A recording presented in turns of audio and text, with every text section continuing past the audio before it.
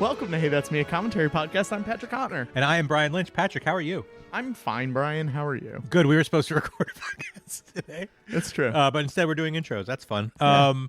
This is a great episode.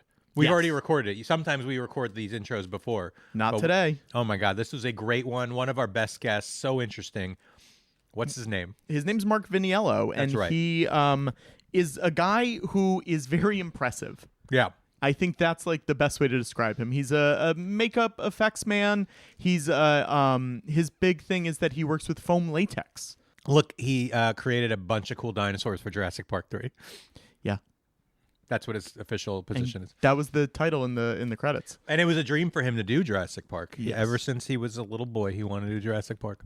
Didn't he announce to his family, he told us, that I'm going to work on a Jurassic Park movie. And then he did. And then he did. He's in the credits, he's a special effects technician. Right. He's also a dinosaur in the movie. He is. So keep listening to find out which one. Yeah. A really cool guy, has worked on so many things. Worked on Galaxy Quest, worked on Alien Resurrection, worked on The Santa Claus, Jumanji, Mad Men. Lord of the Rings, Mad Men, League of Extraordinary Gentlemen, which we didn't even talk about. And now Next I'm time. furious that we didn't talk He about. said he'd come back and literally do any... That's true. I think we all got along famously. Yeah.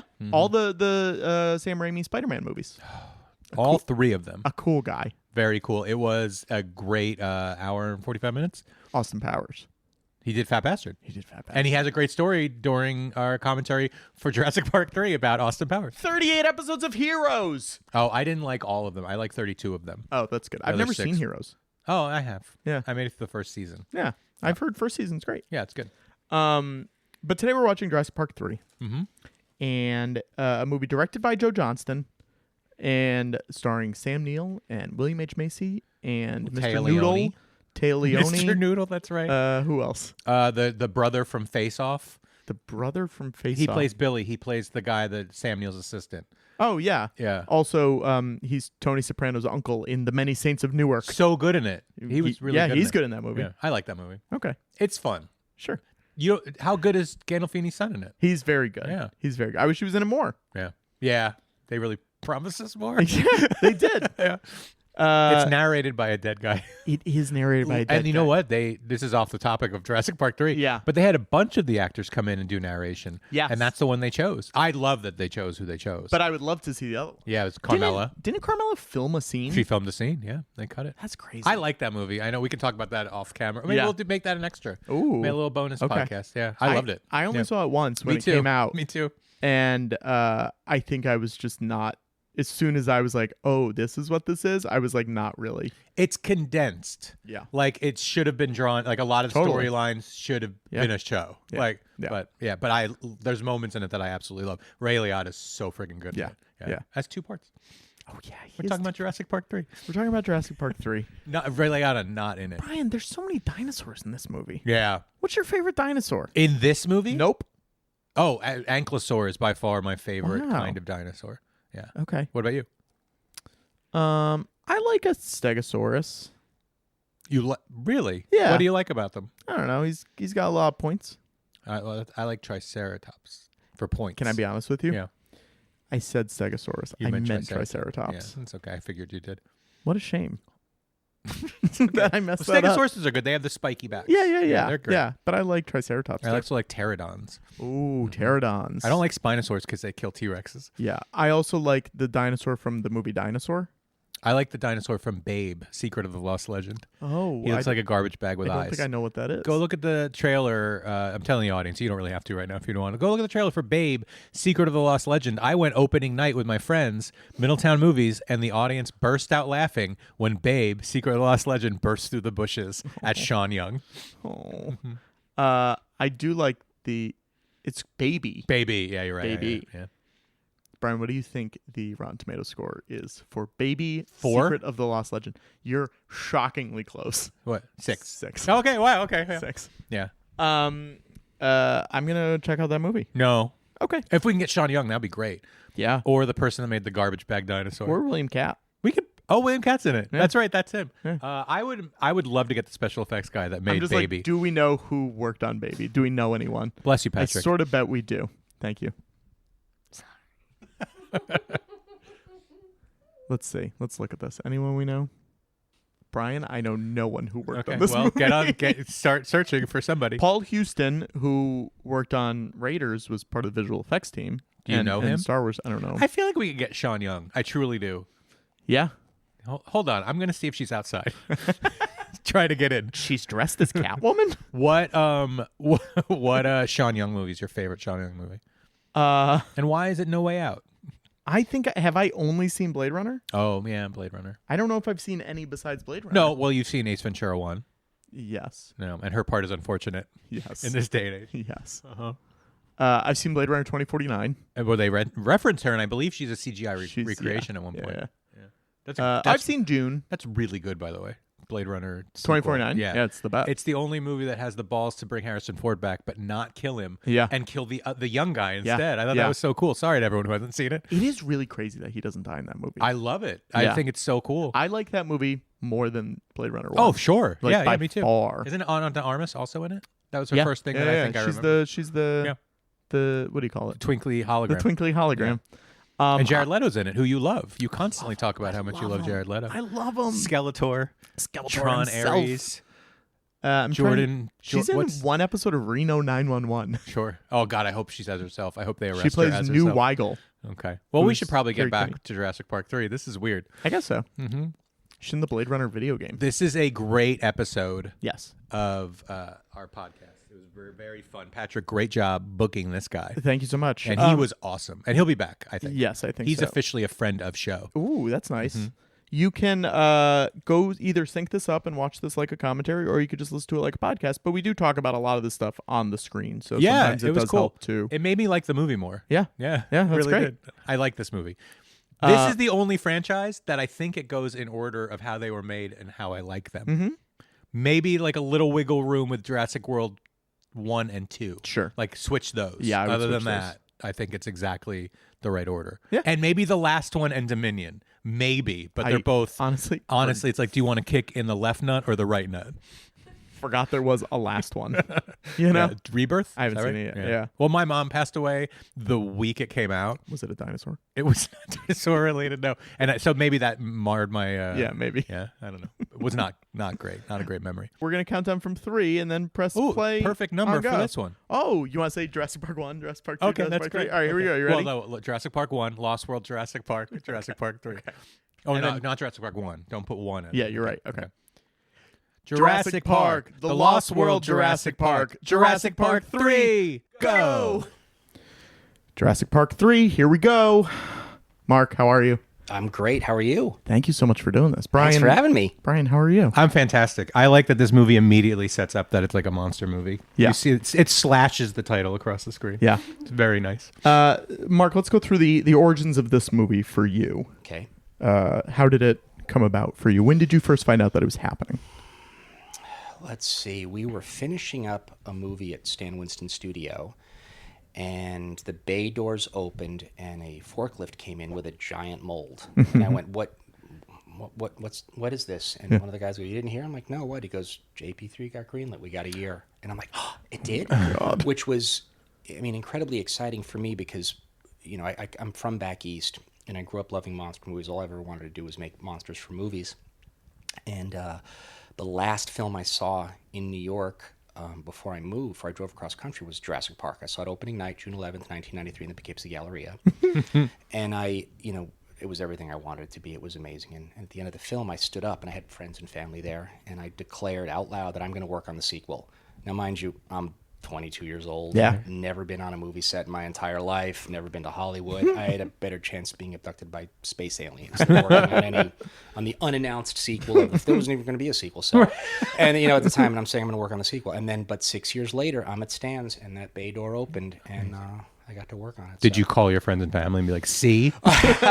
Well, they already knew I was already working in the Right. business at that point, and I didn't call everybody, but everybody kind of knew that. That's awesome. That I was on it. Were you a dinosaur kid growing up? I know you were a 100%. monster kid Monster for sure. kid, but yeah. I mean, I think as a kid of the '70s, it's like Land of the Lost. Yeah. It's dinosaurs. Like, I mean, I think that goes part and parcel with it. So Did you have like a dinosaur movie when you were growing? Like, was King Kong big, or what were your things? In Thanksgiving time back east, like every Thursday and Friday, they would show like King Kong, Mighty Joe Young, Son of Kong, and then the Friday they would show the Godzilla movies, the Toho films. So I was always into those. My dad and I would watch like Them, from the 1954 film, and then War of the Gargantuas. Yeah. So my dad, kind of encouraged that a little bit.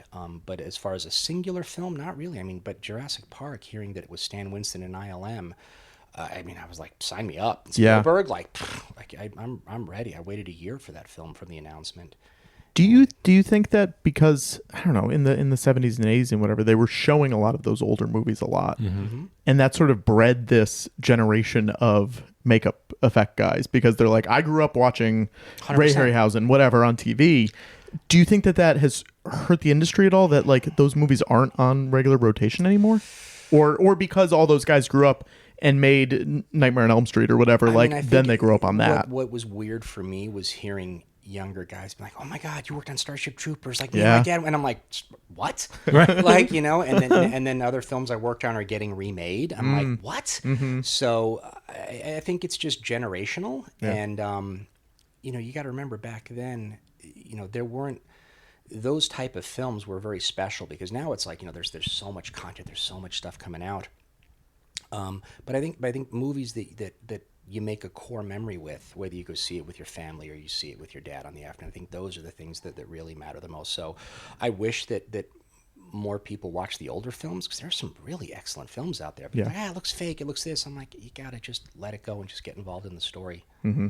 Can you recommend one that people may not have seen? The original King Kong is a great movie. It's the best. I know Peter Jackson was a huge fan. And I think when he made his King Kong, you're looking at something that somebody had dreamt about and thought about every single day of their life from when they were 9 years old. And I felt the pacing was a little weird for me. Like, I don't really care about Ann Darrow being on theater. Like, in the original King Kong, if you look at that pacing, it starts off and it just goes. Right. I mean, I'm stunned for a film in 1933 how well it goes together as a narrative and pacing, and how the build is. I mean, the Jackson one, I like that movie. It's probably twice the length. Oh, it's long. Yeah, I would say No, he went into it and he made the film he wanted to make, and God bless him for it, that he wanted to as a fan. But again, those guys like Jackson, Spielberg, they all watched the same films that I did, and they saw them in the theaters. And I think we're all fans. Cameron, all those guys know who the old filmmakers are. Yeah. We should explain what your main job was on this movie to people. So while I was working at Stan Winston, I was the head of the foam latex department, and what that department was in charge of is any skins or soft material, so any prosthetics in movies. The molds came to my department, and I generated the prosthetics to the specs of the artists. Any skins for any of the dinosaurs or creatures, my department was in charge of. So that was my main job at Stan's. And then for Jurassic Park 3, I played the adult Pteranodon. So I fit the suit, and we proved the concept, and it was a real honor that Stan entrusted that to me. Did they give you an acting credit for that on IMDb? I don't think so. They should. Well, part of the goal of this podcast today is us to go through and see what's not on your IMDb. Yeah, there's a lot, and I will add it for you. Okay. That is the goal. That is what we're gonna do. Well, when you get credit, I mean, sometimes I don't even get credit. But you can on do stuff. uncredited. It's okay. And it's again, sometimes you work on something so small. Yeah. You don't get credit. So again, when I started at Stan's, I was hired for Austin Powers 2, The Spy Who Shagged Me, and there's other shows going on.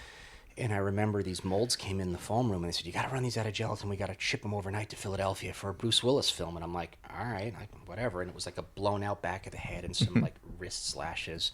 And on the molds, it just said 6 cents. And I'm like, whatever. And I shipped them off and never gave it another thought. A year later, I'm in the theater, and I'm completely engrossed with the film. I'm like on that ride, and the kid's like, let's go look at my dad's gun. And he turns around, and I'm like, hey, wait a minute. Oh my God. I worked on it. And I didn't get credit, but it was fine. I did like one thing on it, but it's cool though. It was That's cool. Like so cool to like be a part of all these gigantic things, you know? Because of Stan and the films he got, and he would take smaller films that he didn't make any money on because he was invested in the script and the filmmakers and the character. Like, he didn't make any money on Austin Powers 2. It was a very small film. Yeah. But he loved that character, Fat Bastard. He thought it was great, and that's what he wanted to do. Yeah. What is the difference when you're making, this might be a dumb question, I don't know, human skin and dinosaur skin? Scales. But like, is there does it feel different? Is there a textural difference besides like, I don't know, this is bumpy, this is more human? That'll definitely be, unless the person is reptilian. Sure. Yeah.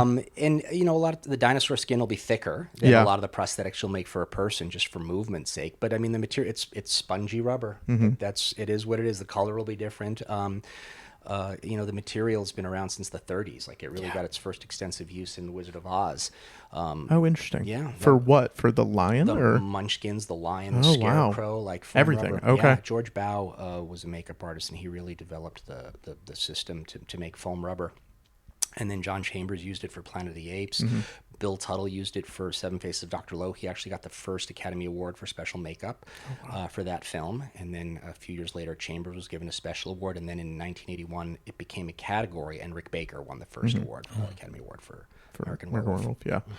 How did you narrow down what you wanted to work on in terms of, I'm foam latex. That's my I'll tell you thing. exactly how that happened, because Yeah. I came out here, I mean, I'm like, I'm going to be a sculptor, I'm going to be a makeup artist. And then I saw the level of sculptors out here, and I'm like, oh God, like oh my God. So I got to go back to the drawing board. So I'm working in a shop, and I would do any job that they would give me: sand molds, help tap glass, when you're making a big mold. And then there's a film called The Santa Claus.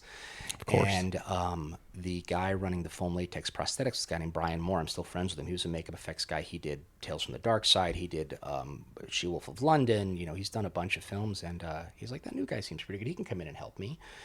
And the way I learn stuff is I have to do it repetitively. Like, you can't tell me, you can't show me. I have to literally get my hands dirty over and over again, and then it's hardwired in. And foam latex is very repetitive. And in 1 week, I ran more foam latex at ADI than I did my entire lifetime back east. I mean, it's just massive amounts of material. Yeah. So I seem to get an aptitude for it. Right. And it's funny, because when between jobs, I would get antsy and I would bake. And my wife's like, what the hell are you baking? But it's a very similar, where your ratios and your mixing, and then you got to bake it. And then, and a lot of it too is, a lot of it is by feel. Like, I can look at a mixture and be like, this is going to turn out, and I'll have to abort the run. Oh, wow. Just from doing it so much. So that was how I got that job, and I got pretty good at it. And then I got a reputation and kept getting hired at other studios to run their foam. And so for Santa Claus, what do we got? We got the reindeer, we got the elves, Well, we his got face, and his face. That's what I was. Prosthetic face. Yeah. Spoilers, he turns into Santa. So Tim Allen is like a benchmark for you, because Yeah, you I also know. did Galaxy A few Quest. times. He's a great guy. I thought he was wonderful, and he's just so good at what he does. Yeah. How often when you work on a movie, you get to seeing it in the theaters and you go, ugh, dang it. What's the percentage, do you think? Oh boy. Either this didn't look the way that I wanted it to, or no one's gonna see this, or In 30 years, I would say done a lot. yeah, I know. Yeah. I would say, I've been pretty fortunate. Yeah. I started off pretty high working at ADI, so I got a lot of A-list films. Like, a lot of guys come up and they work on these like no budget films and these schlock films, and once in a while one of them will take off. But for me personally, I would say it's about 70. Hey, this is That's pretty Oh, good. that's amazing. That's 30 pretty to good. being like, Yeah. oh my God, did I get credit? I hope I didn't. Yeah. That's pretty good. ADI is Alec Gillison, Tom Woodruff's company. Yeah. They recently closed back in 2022. And Tom is doing his own thing in Pennsylvania now, and Alec has Studio Gillis, which has been doing some. They did Smile, Smile 2, and they're doing a bunch of stuff. But they were big Alien guys. Oh, That yeah. was like Tom was like the man in the suit for I a mean, bunch Tom of the was aliens. my, Yeah. More than one? Obi-Wan when it came to wearing suits and stuff. And Yeah. in Alien Resurrection, that was my first creature suit experience, because I was pretty much the same size as Tom. Right. And there's a scene in the film. I don't know if you guys have seen the Oh, film. Am I allowed to tell many spoilers? times. Yeah, Okay. of course. Yeah. There's a scene where like 3 aliens are in a jail cell. Uh-huh. Like two yeah. kill one. and Kill one it's so they can blood. use the acid. Yeah. And then it gets Oh, out. yeah. And so in certain scenes, I'm like, I'm the alien getting attacked. Other scenes, I'm attacking. And we're in this set that's a little enclosed, like little octagon. It was very small. And there was a hole in the ground. We'd already killed the alien. The dead alien was there. And Tom and I are in there. And we're just sitting there. And the special effects guys are rigging something. And then I see a little flame like pop up. Now I'm looking out of the alien's neck. I can kind of barely see. I have a hard time breathing. And the flame like goes around the ring, and I'm like, that's not good. And I'm like, there's no way out. Like we're closed in the center. I look over at Tom, and he's just sitting there. And I'm like, well, if he's not going to freak out, I guess I don't freak out. But I'm like, this is starting to get smoky in here. And then the effects guys come in, they open the door, they get us out of there, and we're getting out of the suits. And I'm like, whew. I'm like, hey, Tom, like, thanks, man, for you kept me calm. And he's like, I was napping. I had no idea what was going on. I had my eyes closed. I'm like, oh, awesome. Wow. How are you enclosed in that suit specifically? So you mean you're zipped up, like you've it's zippers and stuff. Zip up the back, then it's glued. The seam is glued. You put the gloves on, then the seam around the edges is glued. Oh, wow. And then the head goes on. There's a custom helmet underneath, and then it's like snapped and then glued down so it's all blended. So you're in the thing pretty good. You don't have really you can't take a break and take off the head. No, I mean you have to have someone do it for you, and you've got to make sure it's between setups. There's enough time. But I'm pretty good. Like when I'm in, like just keep me in. I don't want to get in and out of the suit. I'd rather just when I'm in, keep me in, and then when we're out, I'm out. Were you also the newborn? And if not, did you haze him? No, I had to puppeteer him. Oh, he was great. And it was a big hydraulic thing. And then there was a moment where they were working on something, and they were having some trouble with the puppet, and they wanted to block the scene. And where Sigourney tries to seduce it. Yeah. And she's like, well, Mark, you stand in for it. And I'm like, all right. Wow. So, yeah. So I'm in a scene there where Sigourney's rehearsing, and I'm like, I don't know how to feel right now. Right. Wow. She's a wonderful lady and a fantastic actress. Of course, she's awesome. Again, someone you've worked with, Galaxy Quest. Yeah. Galaxy Quest is this meeting of the minds for all of your people. Around. Yeah.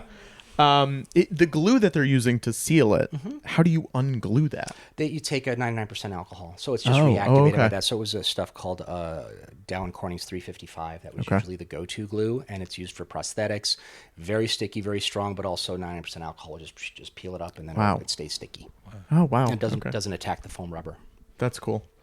Were you were you're wearing an Alien shirt right now. Oh, good call. Oh, good one. Look at that. So I picked up on it. Yeah. Get that. Do you remember the first time you saw Alien? I do. I rented it. I was like 11 years old. We had just gotten our VCR, and it was the third movie I rented. The first one was American Werewolf in London. Then there was another film called Q, Quetzalcoatl. Yeah. It was an old Larry Cohen film. I rented that. And the third movie was Alien. And that fucked me up. I didn't know what to expect. So I was a little kid, and I was like, "Oh my god!" How did you meet Tom and Alec? Like, was it because you love Alien? Or no, I sent out when I first moved out here. I had no contacts, but I had a list of special effects shops, and I sent my crappy little resume with my little paper mache and latex monsters, and I got one thank you, but we're not hiring right now from Steve Johnson's XFX. And I did every job I could to stay out here. Earthquake hit, I lost my apartment, so they moved us like refugees over to this other apartment, and I'm like running out of money, and I'm on the phone with my dad, and I'm like, I'm down to my last like $50. He's like, well, if you got to come home, regroup, and then head back out, we can do that too. And I'm like, I really don't want to do that. And then the phone clicked over, and it was Tom Woodruff saying, hey, we're crewing up for a film, Mortal Kombat and the Santa Claus. We want to check your availability. And I'm like, I'm pretty available, Tom. When can I start? And they said, can you start Friday, February 25th, 1994? And I said, I will be there. What time is the shop open? They said 8 a.m. I was in that parking lot at 6. And I sat there for 2 hours waiting. And I remember the first guys I met, I went in, and I was hired with about 6 or 7 other new guys. And we were basically just hired to help cast up the core of Tom that they were going to sculpt Goro on. And it was using this epoxy syntactic stuff. And what you'd have to do is you'd have to weigh out the base, and then you'd have to weigh out the catalyst and put them in a cup and cover it with tinfoil. Well, I made sure that all my weights were precise, everything was neat, and I printed very clearly what everything was on. I lined everything up perfectly. I was really kind of attentive. Where other guys were just doing it and getting it done. But I got it done pretty quick. And, whatever job they needed me to do, I'm like, yep, done. No problem. Whatever you need. And after the first week, they started calling guys in the office. I heard their names over the loudspeaker, week or 2 weeks. And they're like, I just got my walking papers. They're cutting us. And I'm like, oh, shit, just when I'm getting my feet under me. So I went to the supervisor, Yuri, and I'm like, hey, man, look, I hear guys are getting cut, and I want to be preemptive about this. Like, I will have to pack it in. Like, this is a wrap for me if I don't keep this job. I'll take a cut and pay. And I go through this whole thing just begging to be kept. And he just kind of looked at me with a smirk on his face. He goes, we'll see. We'll keep you around for a little while. And I wound up being there for 3 years. Wow. Where were they? Were they in the we're coming up on one of the most memorable parts in this movie. Yeah. Was that a practical dinosaur that we're about to see? 100%. Oh, yeah. okay, great. Well, this movie, there are some shots where I'm like, I don't know, It's really good. which is impressive. It's really good. Yeah. I like this. Have you ever seen? They made a Jurassic Park Lego game, Did they really? They recreate great. this scene with Did they Legos. really? It's really funny. He was awesome too. He was so cool when I met him. Yeah. Well, you must have been like, that was a movie you loved. You know what I Yeah. mean? Then you're like, here he is playing that character. Yeah. He's wearing the hat. There he is. Look at him. Did you? I didn't get it until I rewatched it yesterday. That it sets up the parrot Yes. of him asking the parrot to say his name, and then the dinosaurs. Oh, no way. I was Oh, I'm like, no. that's Yeah, yeah, yeah. fantastic. Filmmaking. It's good Yeah. filmmaking. Look at that. Very good. So how much were you on set for this? I was on set for the baby Pteranodon scene, and Okay. that must have been a week or two. Yeah. And then the Pteranodon, that was kind of, for the scene when we shot in stage 28, which is the Phantom of the Opera stage, it's not there anymore, Yeah, unfortunately. yeah. Mario, right? I think the Mario world. They did. Oh, took is that over what it is now? Mario, Right. Nintendo Yeah. Land, and it was So wrong. evidently. Hollywood loves history. We love to embrace our history. At one point, the Pets ride was supposed to be on that, and they warned us that that soundstage was haunted. They said, so any Supposedly. ride that goes there is cursed. Yeah. And we were so glad we didn't have to go. Wow. So I'm just saying, when you go on Mario, That was why it was still standing. Supposedly, every time they Yeah. tried to tear it down or change it, Yep. somebody would get hurt or something would Crazy. happen. So, but I guess the corporate evolution won out. Yeah. So the baby. Baby Pteranodons, Yes. the adult Pteranodon. I wasn't there for any of the Spinosaur. I wasn't on that. I wasn't on Team Spino or T-Rex. Just the Pteranodons, the baby Cool. Pteranodon. So it was a solid little chunk of work. The interior jungle set is crazy. Like you're watching this great. movie and like there's stuff where you can't tell when No. it's Hawaiian, when it's you know no, and Burbank. it was a lot of it was because the a lot of the Raptor stuff. I don't know if we had any team go to Hawaii, honestly. Oh, interesting. For this one, Yeah. I don't think we did. I How think it was all shot in town. How many All our people stuff. were on the team at this point? Oh God! Well, we had Jurassic 3 and AI artificial intelligence being built at the same time, so there was over 100 people at the Wow. studio at that Wow. time, and it was a lot of work going on. And where was the studio? Van Nuys. Van Nuys. Okay. Look at him. It is just nice seeing him doing, you know, it's like great. seeing and he's him the on best an part of island. Dominion too. When they Yes, come back, yes, yeah. well, the returning three are. Yeah.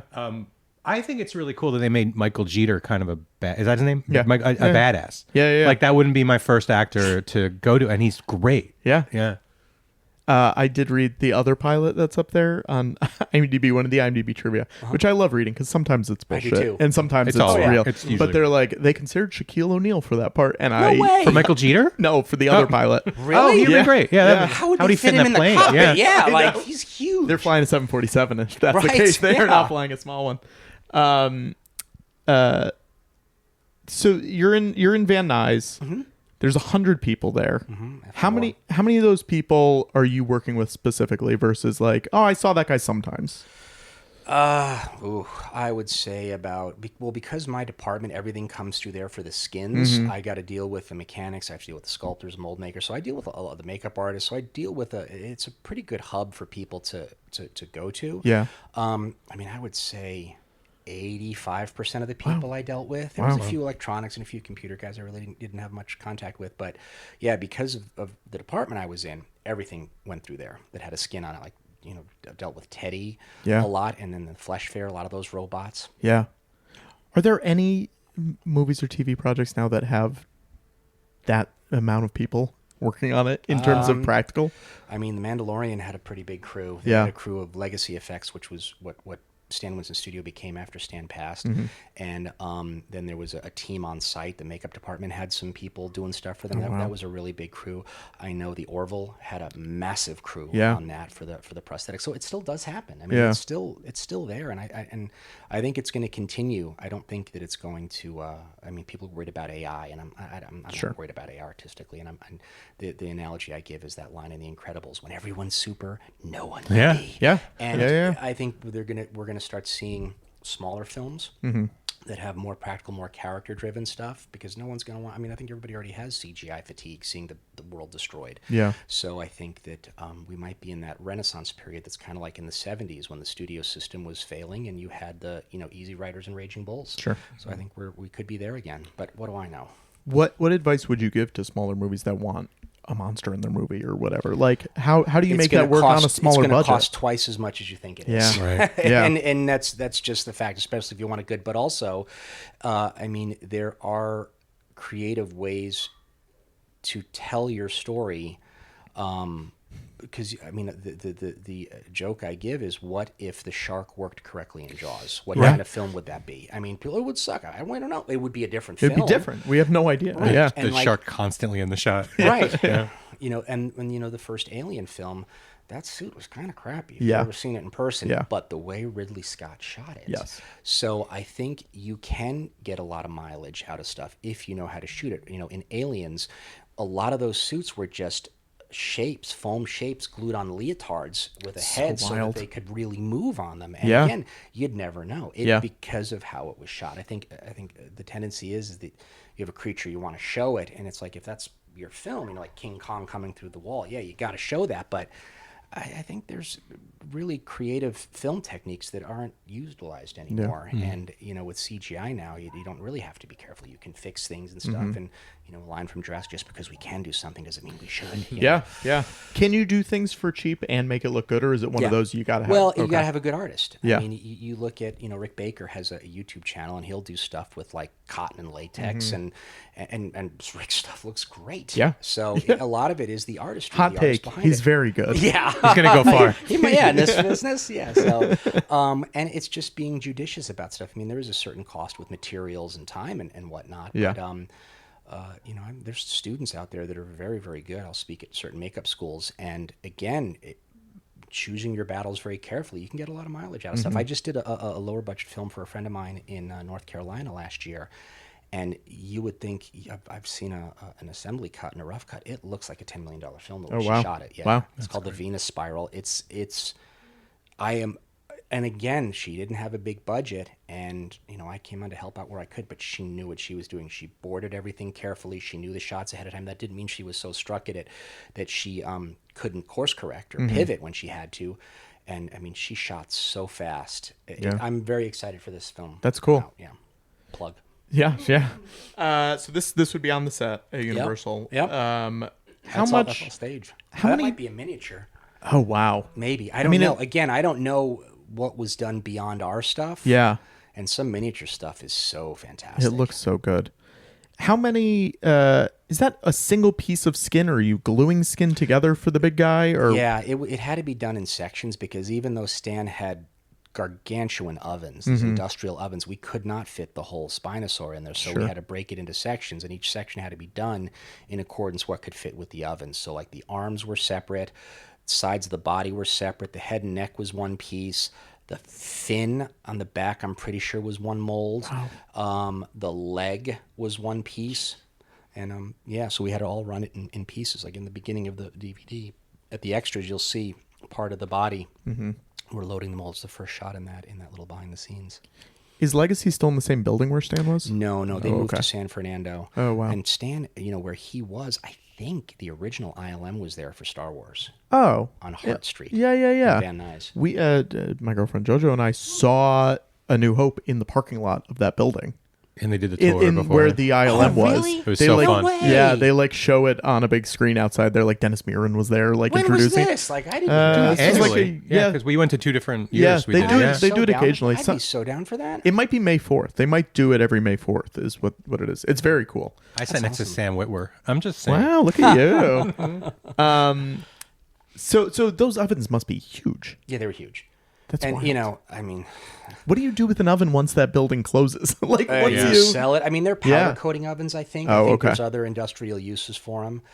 I had heard like Arnold Schwarzenegger made an off-color joke to Stan when they were standing in the oven as a joke. He's a big joker, but Yeah. I don't know if that's true. And look, as an Probably. Austrian, I would not make that joke. That's just me. But I mean, they were good Arnold. friends, and Yeah, they yeah. would joke around with Of each course. other. So yeah, I can't even imagine how you would offload something like that. You got to know where to get them. And Yeah. again, there's other industries other than ours, like not a lot of shops now. I mean, there's other little shops from colleagues of mine that specifically run foam latex. So it's not, because it's a cost to carry. Not every show has it now, but and that was cool to. Was that real? Yeah. Yeah. When we were watching last night, I was like, it looks too good. Yeah, it must that's be real. And to get those molds out and see how they did it, Yeah. the first time was pretty cool. Again, that was a moment for me to cast the and that's a practical foot. That's cool. And When that's CGI.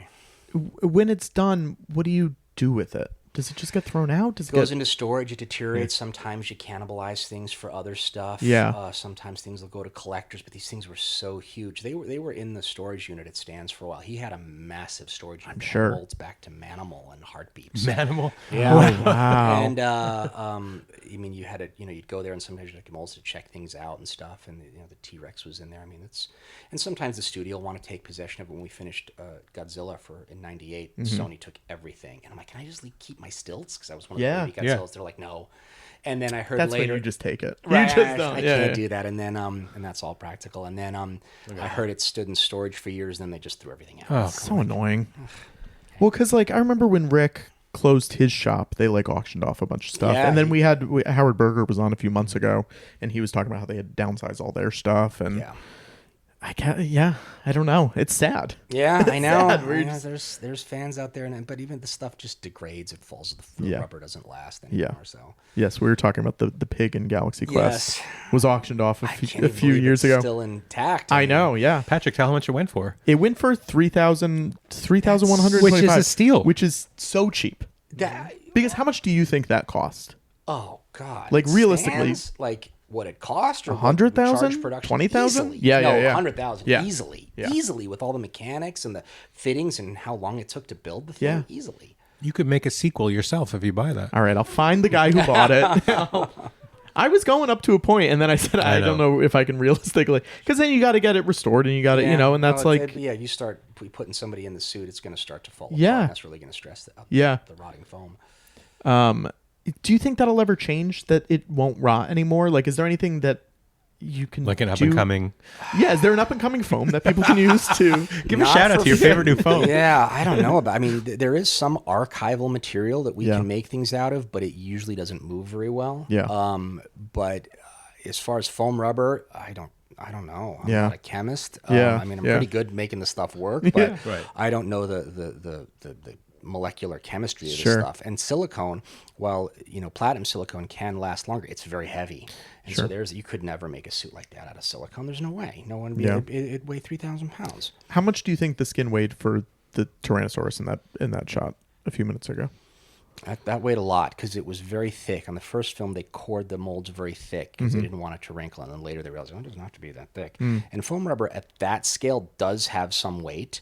So, I mean, a few 100 pounds easily. Wow. What did you do on Mandalorian? So I was approached by the makeup department head and just said, hey, we have to have some prosthetics and things run. Would you be interested? I'm like, sure, because I have a little foam lab in my house. And they would get me the molds. I would say what they need, do test runs, give it to them, and then I would drop it off to them. It'd be like some weird drug deal in the parking lot because I'm like, here are the, because it's all very, very top of course. secret. And I'm like, there are people that would slash our throats just to get these pieces that we're getting right now. So we're very, cognizant of that. Was that for season 1 or season 2 or? Boy, I don't remember. Yeah. And it all kind of blended together because then they were doing Book of Boba Fett Sure. some other stuff that, again, like I said, I'll get a mold and I'll be like, great. This will go somewhere. Yeah, and I'm just like, I run it and I hear and it's off and I don't give it another thought after that. Yeah. And so I'm not even sure now. When you know that something is going to be used in the background, or if you don't know if something's going to be foreground, background, you're not really going to see it, does it make a difference to you? No. You have to make it all, because a lot of times they'll pull a background person up in the front, so you treat everything the same. Yeah. And then just leave it to again, because I just make the piece and I make every piece a hero piece that I can, and then let the artist decide. It just, give them the option. What we were talking about your IMDb earlier. Let's talk about things that aren't on your IMDb. Let's name them. We'll get them on the record. What is here? We go. On Let's there look. What isn't on there? Because I don't know. so much stuff you're on Mad Men. Oh yeah. What did you do for Mad Men? So Mad Men, that was season 7, I think. Oh, with the dinosaur. Yeah, and the Gremlins. No, it's when Betty Draper gained weight. Oh, yeah, that's what okay. Patrick gets. So we bid on that on season 6, and we were underbid by another studio that got it, and didn't go over quite so well. Sure. So season 7, they came to us and said, would you bid on this again? I'm like, sure. And they said, Wow. our last bid, up it by 5%. Yeah. And season 6 I was very nervous because at the studio it was really slow. Yeah. And they said, she can only be in the makeup chair for an hour. She's pregnant. And I'm like, this is bad. I mean, first of all, doing a makeup like that on someone as beautiful as January Jones, like her canvas is like completely smooth. You have to take the time to blend it. Yeah. It's and I jokingly said to the script, I said, like, if the kid's born with flippers, like, they're gonna blame us. This is bad. Yeah. Dan. Yeah. And so we said we wouldn't compromise. We said we're not gonna take time. We're gonna do this the right way. Yeah. And we didn't get the job. But then the next season we did, and she was not enthusiastic about getting stuff done again because we looked at some of the assets the other company done, and we're like, we really got to start from scratch, which meant she had to come in for a live cast.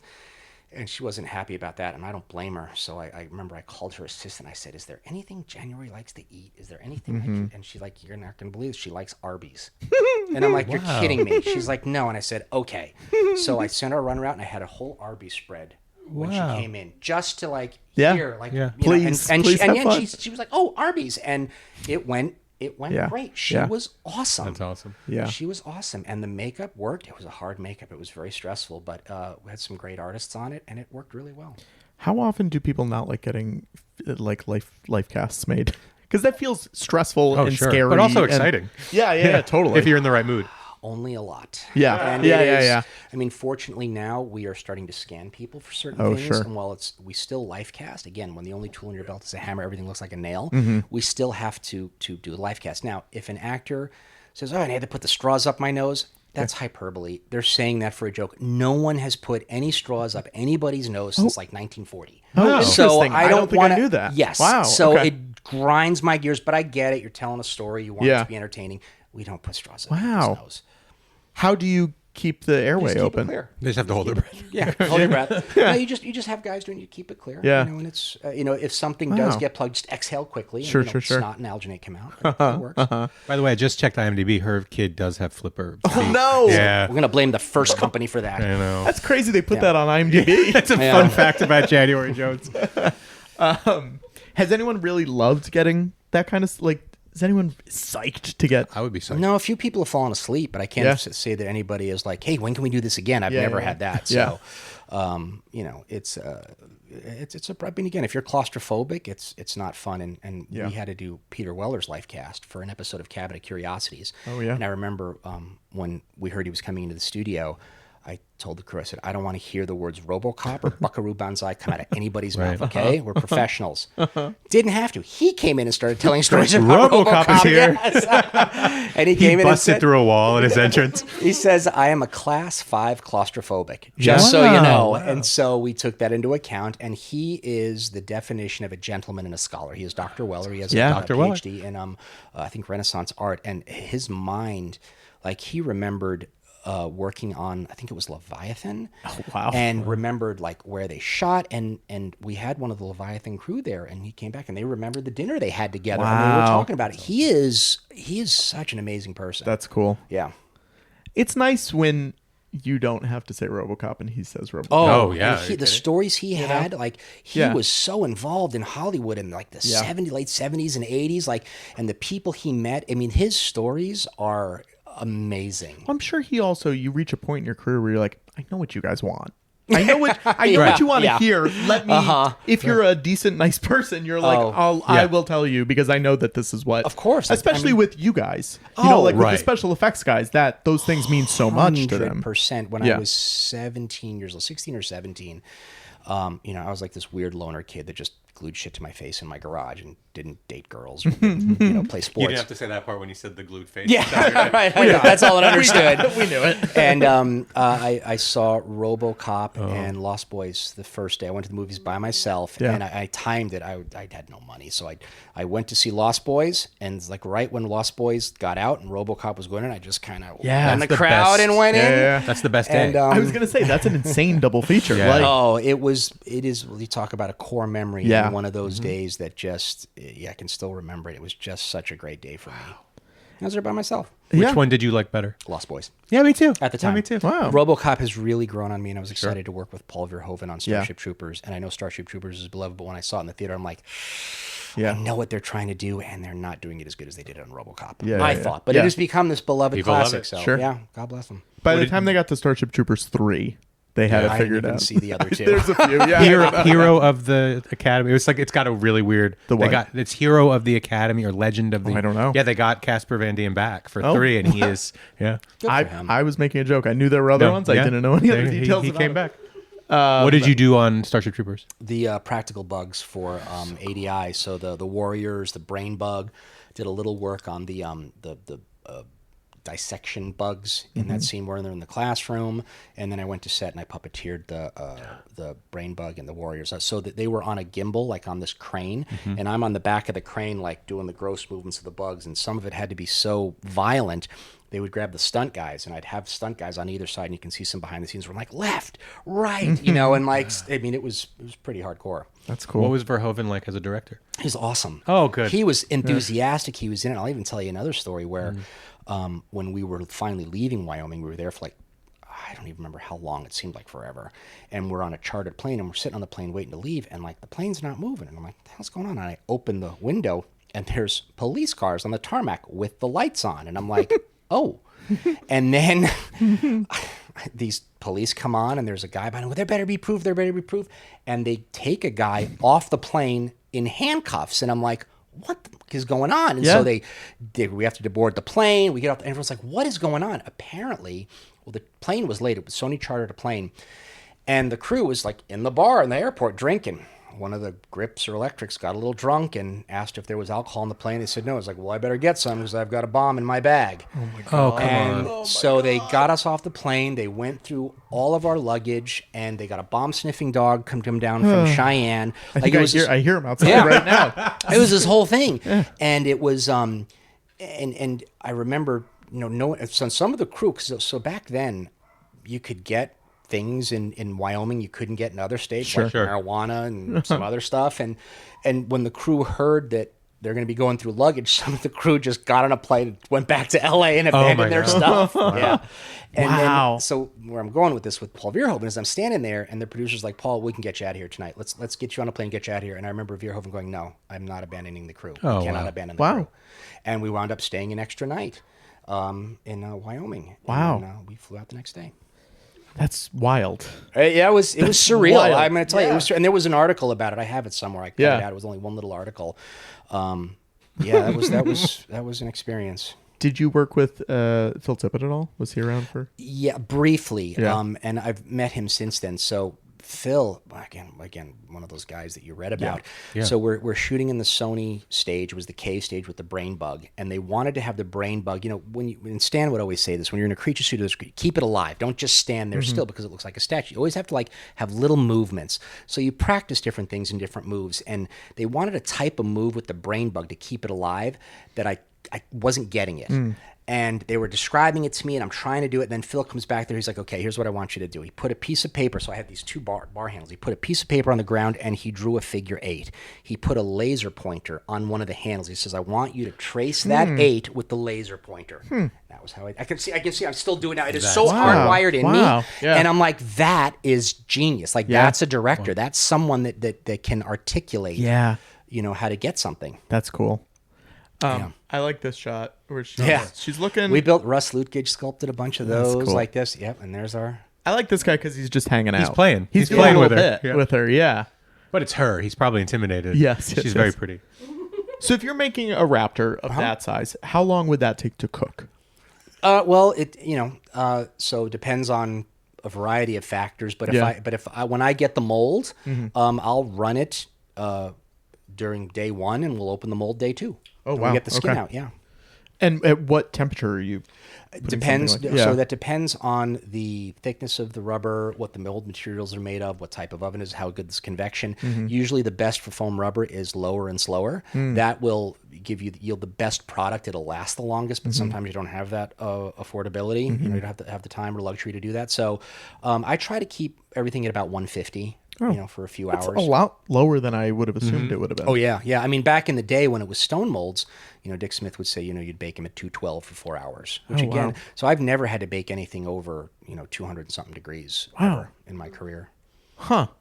It just feels like that would be something where it's like it's 350 for. Oh, God, no, that would be but terrible. It would just burn it. It would burn it. It would make a mess. Yeah. I like these raptors because they have spiky hair. The ones in the first 2 didn't. Well, this was the body was the same. The body and hands were the same.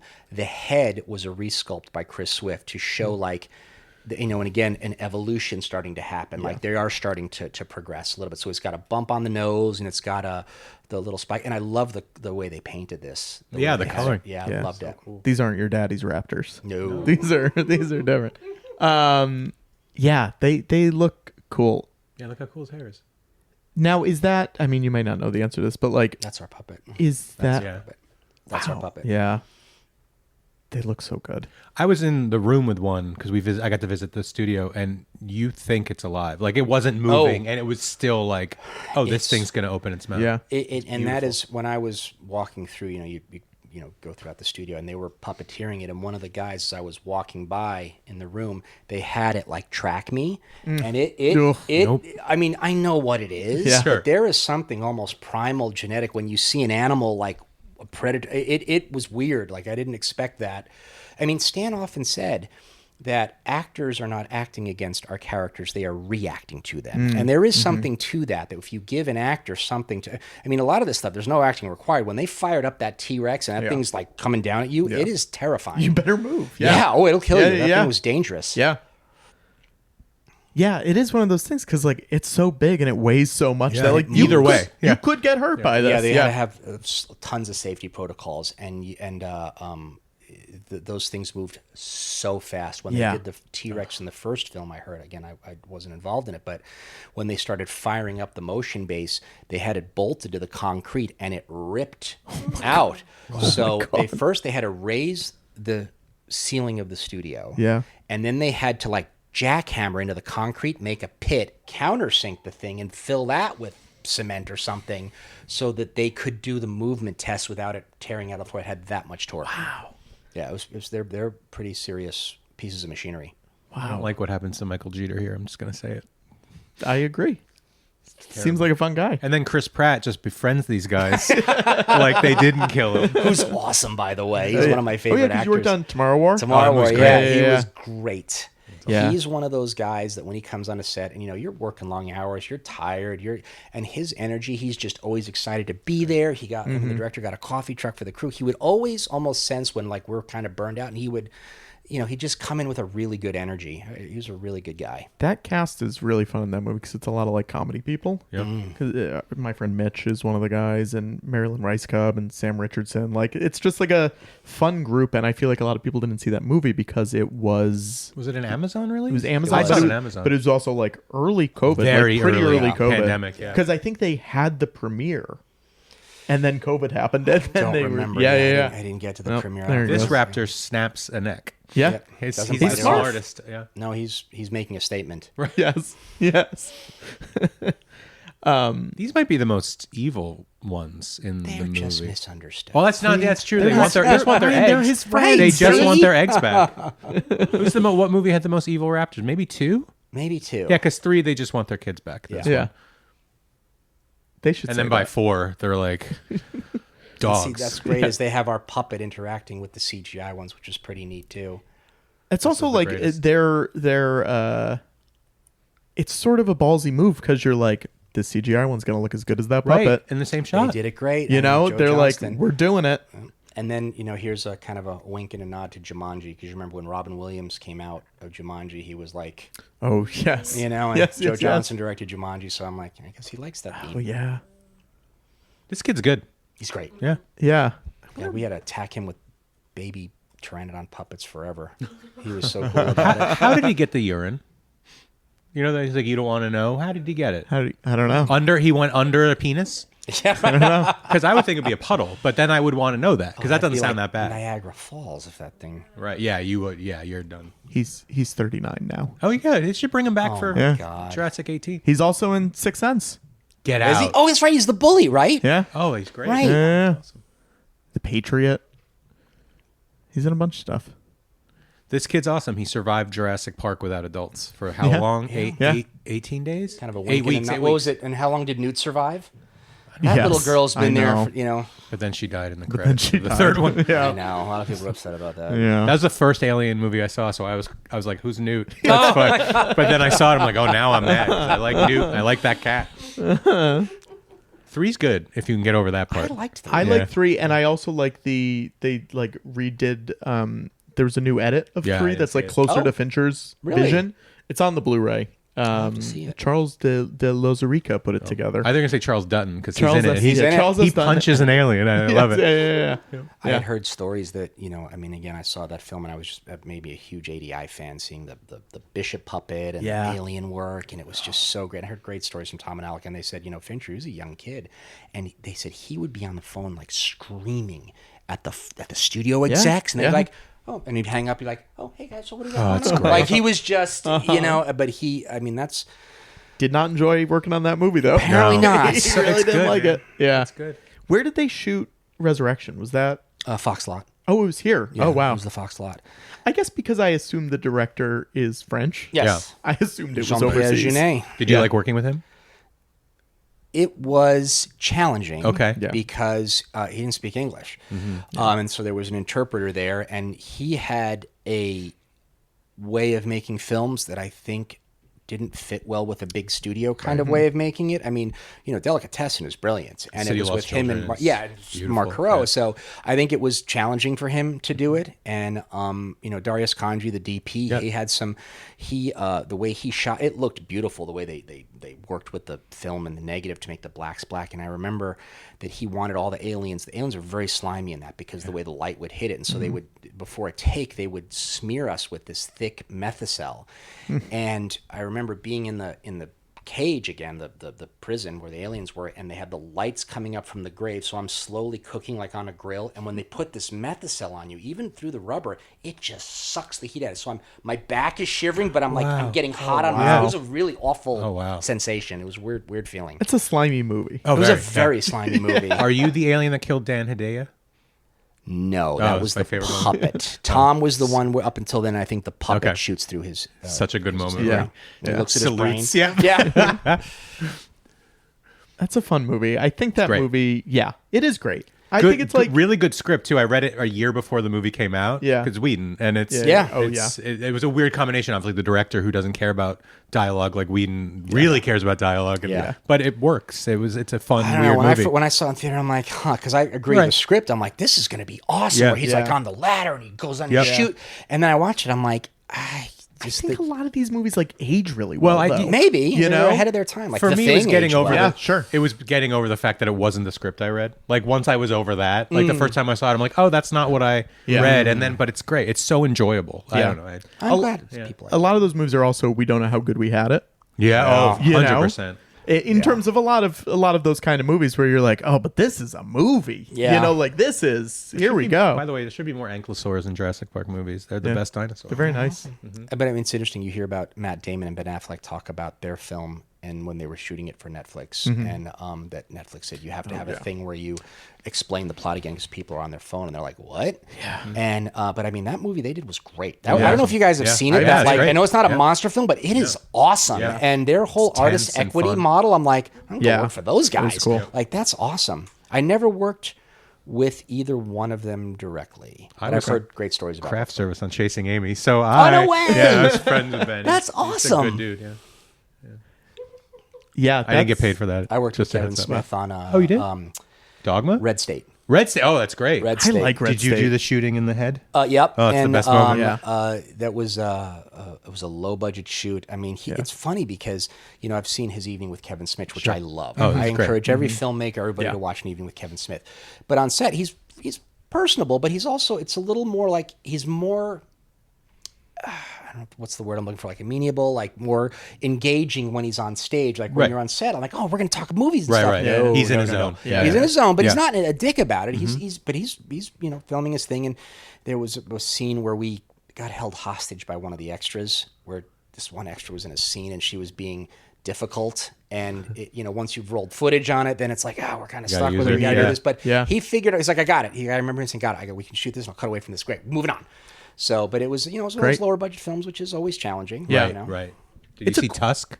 I didn't. I think you could do a good Tusk. Like you could design a good creature. Do you know what it's about? It's Daniel Radcliffe grows. No, No, it's Justin Justin Long. Long. Oh, Justin Long. He turns him into a walrus. Yeah, He, Michael Parks surgically alters Justin Long to become a walrus man. It's a cool creature. Yeah. I should It's check really it out. I effective. think, is it Bob Kurtzman that did that? Or I think so. one of Yeah, them did they're it. buddies. So Yeah. I try to keep tabs on that stuff. And Yeah. what my colleagues are doing. You also, must. if they do Dogma 2, they're working on it. You should, Are they? Yeah, get in on that. Get one. in Shit Dogma Monster. 2. I would see. I mean, Vincent Guastini did the first one. Oh yeah, he's great. So, he'll probably do that one. I don't, You must know everybody, I try to. right? Like that keep feels friends. like everyone just knows each other It's because it's a small industry, and what I think is really cool is like the people I used to read about in magazines, I'm now friends with and go out drinking with. the best. So I love that. Yeah. That we're all contemporaries now. yeah. Who do you like working with the most? Do you have friends where you're like, I'm so psyched I'm on a project with them? I mean, just any of the old Stan Winston crew. Yeah. I mean, really, I think everybody brings something different to the table, and it really depends on the project, like who is appropriate for that job. So I mean, it's we're all cut from the same cloth. Yeah. There's no one person. I just like them all. What do you think you were on set the longest for? I'm just Starship, probably. peppering you with stuff. Starship. Yeah. Because it was, I mean, we just went to Wyoming, and I don't even know. It seemed like months we were there. I Yeah. really don't know how long it was, but it was. And you're shooting in a place called Hell's Half Acre, Wyoming, which is very appropriately named. You'd get there in the morning, and you would be bundled up in parkas. Then by noon, you would be in a tank top putting like sunscreen on. It was brutal. Yeah. Brutal, the difference in conditions. By the way, Hell's Half Acre is an awesome name for a movie. Yeah. That's really cool. Yeah. I'm gonna go No, get the domain name real quick. It was the place. I think they already have it for tourists there. What franchise have you not worked on that you would like to? Tremors, you can say it. I did Tremors too. Oh, that was you did? Yeah, I that didn't was know. actually my That's- first. I love Tremors, too. That was my first time on a long time. Like my first film set was a movie called Love Is a Gun with Mark Shostrom, and Arlie Ermey was there, and cool. I'm like, I'm doing that's Sergeant Hartman. Yeah. Like, Yeah. I wouldn't even go up to him. Kelly Preston, Eric Roberts, I met them. Wow. They were great. But Tremors 2, ADI would send me to set for the first time to work on these Shrieker puppets. So that was I was there a lot. Yeah. That article literally went up this week. I don't know when this is going up about how Tremors 2 should have been theatrical. It was so good. It should have been, and I agree with that. It was a So fun good. movie. It was so it was good. a I mean, really Fred fun Ward film. too. It's like, Oh, he's great. So good. It was a good group of filmmakers. It was fun to work on that. I saw. Were you an alien in the X-Files? I was. Just casually. I Sure. talk was. about Yeah. that. So ADI did the X-Files movie. which I worked Fight the Future. A little bit on. Yeah. And I don't remember, to kind of go back, like what was happening in the world at that time? That's how I can remember what's It's like happening in my life. I'm like- 97 or 8. 98. So Yeah. I was at K&B. I did a Xena episode for them, and then there's a movie called The Faculty. Oh, yeah? I did with them. I love The I Faculty. got to go down. They sent me to New Zealand to fight Xena. That was awesome. Wow. And then there was like around Godzilla time. So, but so X-Files shot in Canada, and then they moved locations to shoot in the States. And when they had a shoot, Tom wasn't available, and I fit the suit. So they're like, "Can you do this?" And I'm like, "Sure." So, and that was with Rob Bowman, Yeah. who is awesome. Oh, I don't that's think great. he gets enough credit. Yeah. I don't think he gets enough projects. Like Reign of Fire. My Yeah, kids yeah, and yeah. I I love love Reign of that Fire. movie, Yep. and Yeah. he is just awesome to be on set that's with. cool.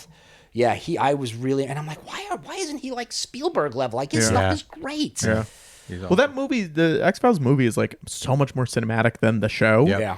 And he did it. He's great at it. But like, it was nice having a guy there, at least as a viewer, where you're like, this guy works on the show, so he like knows it, and they're not just bringing in some outsider just to do the movie. Didn't he do some of like the bigger, like the iconic episodes? Yeah, Like, I yeah, don't yeah. remember Yeah, he specifically. did a bunch of the episodes. I'm curious how many episodes he did. But do you remember? Were you like in the snow, or would you? What part No, it were was you in a house, I think. Oh, okay. And someone was coming in. I mean, I was there for like a day or two. We Yeah. shot the alien stuff. So but I remember I was in this this alien suit. And it was just, I didn't really do much, just kind of standing there. I was like kind of in the background in the dark, I think. I never saw the episode. I still get residual checks. That's good. We missed the best joke in the movie where the cell phone is in the dinosaur's stomach. It's good. And he's casually hanging out behind them. Oh yeah. my God, I love it. Let's see, how many episodes of X-Files did he do? He did the movie? Oh my God, why can't I find this? 34 episodes. Wow. That's solid. Oh my gosh. Yeah. And then he's executive producer on The Rookie. That's like one of his recent things. Yeah. I feel like the Spinosaur doesn't get enough credit. I don't think it does either. He's You know, very they cool. I had heard this. I didn't see it when they filmed the fighting of the Spinosaur and the T-Rex. When it was over, they're like, all right, let's go for it. And they made them like giant rock'em sock'em robots. And the Spinosaur literally ripped the head off the puppet of the T-Rex where there's like hydraulic fluid spraying everywhere. Oh my God. Because in the time from the first Jurassic to this, like the technology had advanced. The motors were so smaller, so lighter, and so much stronger. Sure. It was no contest. I mean, that's pretty cool. Yeah, That's pretty cool. There's footage. There's got to be footage of it somewhere. Yeah. I've never seen it, but that's what I heard. And I don't know if it's like one of those urban legends, but Sure. yeah, that was supposedly what happened. Has the technology evolved for foam latex at all? Like, do you use different? really. No, it's basically Pretty the same. much basically the same. It's still the same components. I mean, there's for years makeup artists would talk about this George Bow foam, that it was this mythical stuff, that it was like skin, and it was so soft and supple and lasted forever. And then I remember asking Dick Smith, and I'm like, wasn't it really that special? He's like, oh God, no. He says the stuff today is miles ahead of what George made. He goes, and if you look at his old Dick Smith's notes, he had when he was doing a makeup, it would be like 7 a.m. actor in chair, 7:15 hair glued down, hair splat, and it had all. And then there was a thing that said steam, and I'm like, the hell is steam? The foam was so stiff, he'd hit it with a like a clothing steamer. To kind of soften it up, so he could position it on and get it better. And wow. I mean, you don't have to do that now. Now the stuff is so soft, like it's very, very supple now.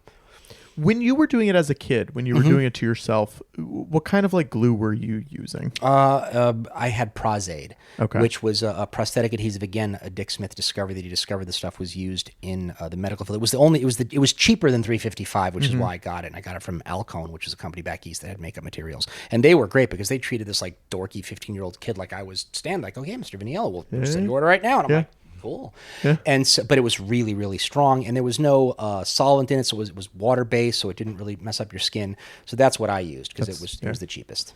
That's good that it was a real thing. I was like, were you just using whatever you could grab? Super glue? Oh God, no. no. I've heard horror stories I'm about sure. that. I mean, before that, I would just use latex, liquid latex, when I was really young, because that's all I can. And I discovered that if you put latex on your face and you put latex on something else and let them dry, it was like a contact cement. Oh, and that worked fine up until a point. But then as you're sweating and you're having this thing on for hours, and I used to work at a local haunted mansion, and I would do zombie makeups on myself, and over time it would just start to fall off. So, wow. I went to Halloween this year. My mom was in town, and I always wanted to go to the Rick Baker like Halloween thing that he does at his house. Pretty spectacular. And I went this year. Oh, what did he do this year? He again? did Last of Us. Oh, that's right. And That's it right. was We did so those masks. Yeah. cool. It was so cool. Just because you're like, oh, that's it. First of all, the best guy did it.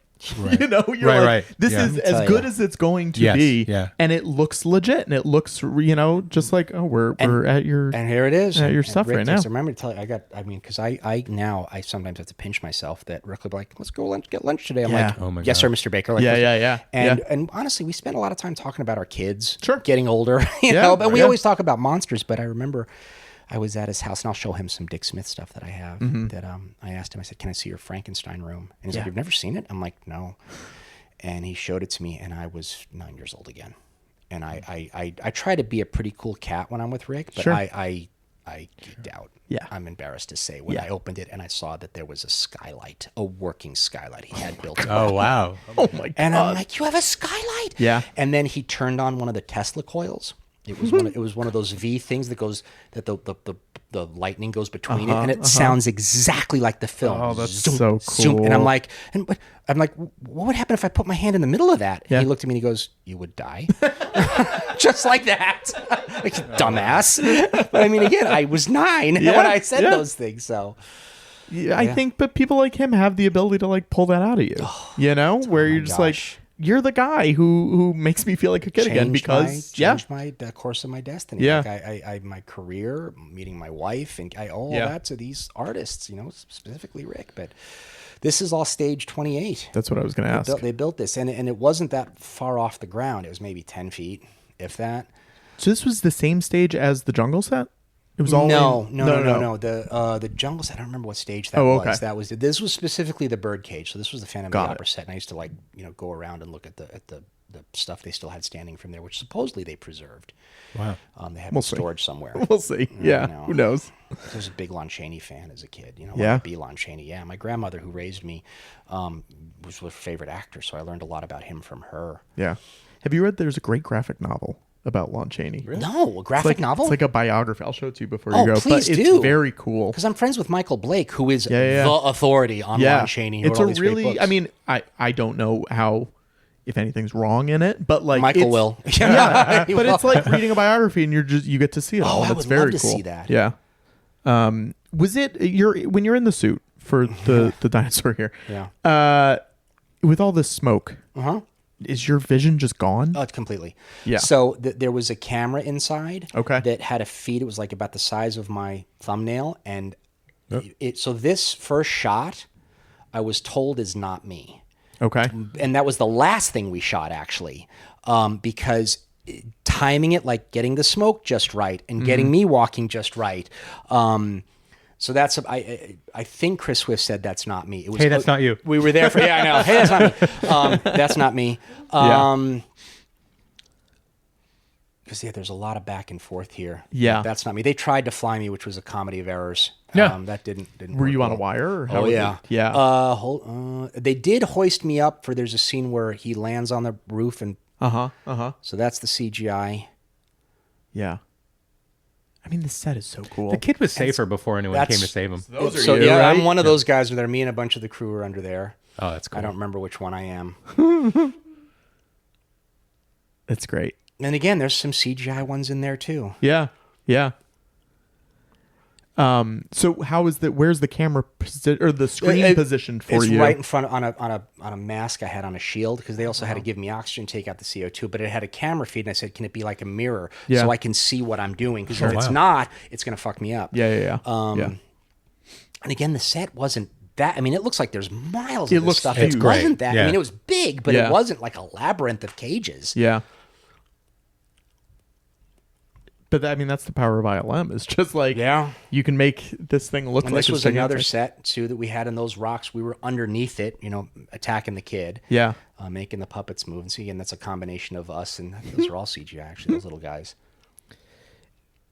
Did you think that you were going to become a puppeteer when you were a kid? I didn't know that was a thing. Like, I'm just making the monsters. There is like such a weird crossover though, where it's like it seems like the makeup guys get not roped into, but like pulled into doing monster effect suit stuff or like puppet stuff or 100%. Well, you're bringing the monsters to life, which I always love. Now there are some legit puppeteers. Yes. I mean, the Henson guys are unbelievable. So right here, I think the feet land. We made some insert feet that I'm helping. That's CGI. That's those me. Guys. Oh, that's cool. a puppet feet that just landed. Cool. And then up here, when I land on the roof, that's me. Oh, fun. That's the CGI one. Yeah. And this next over the shoulder shot, that was a hard day. Those were the CGI guys. That's me.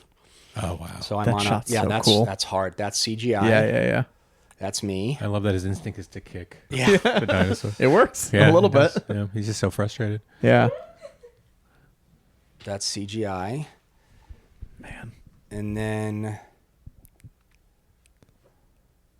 They didn't make you fall in the water. No, though. God, yeah, no. I was That going to say would've been you horrible. would die. And I You couldn't. would- I mean, again, what they wanted to flapping the wings, I didn't that's have great. that kind of. Yeah. And there's the shot where he turns and looks at everybody. I'm pretty sure that was me on a green screen. Oh, okay. Because I remember shooting that on the green screen.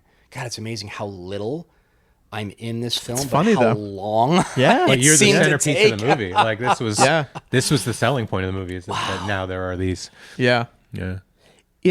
Are you scared that you're going to like rip it when you're inside, or like? I mean, there's always that possibility, especially when you're like in a cage set and stuff. But the primary thing is the performance, is getting the performance out. And if it rips, we've got teams standing by. And the great thing about foam latex, it's very easy to patch. It's very easy to fix on the day.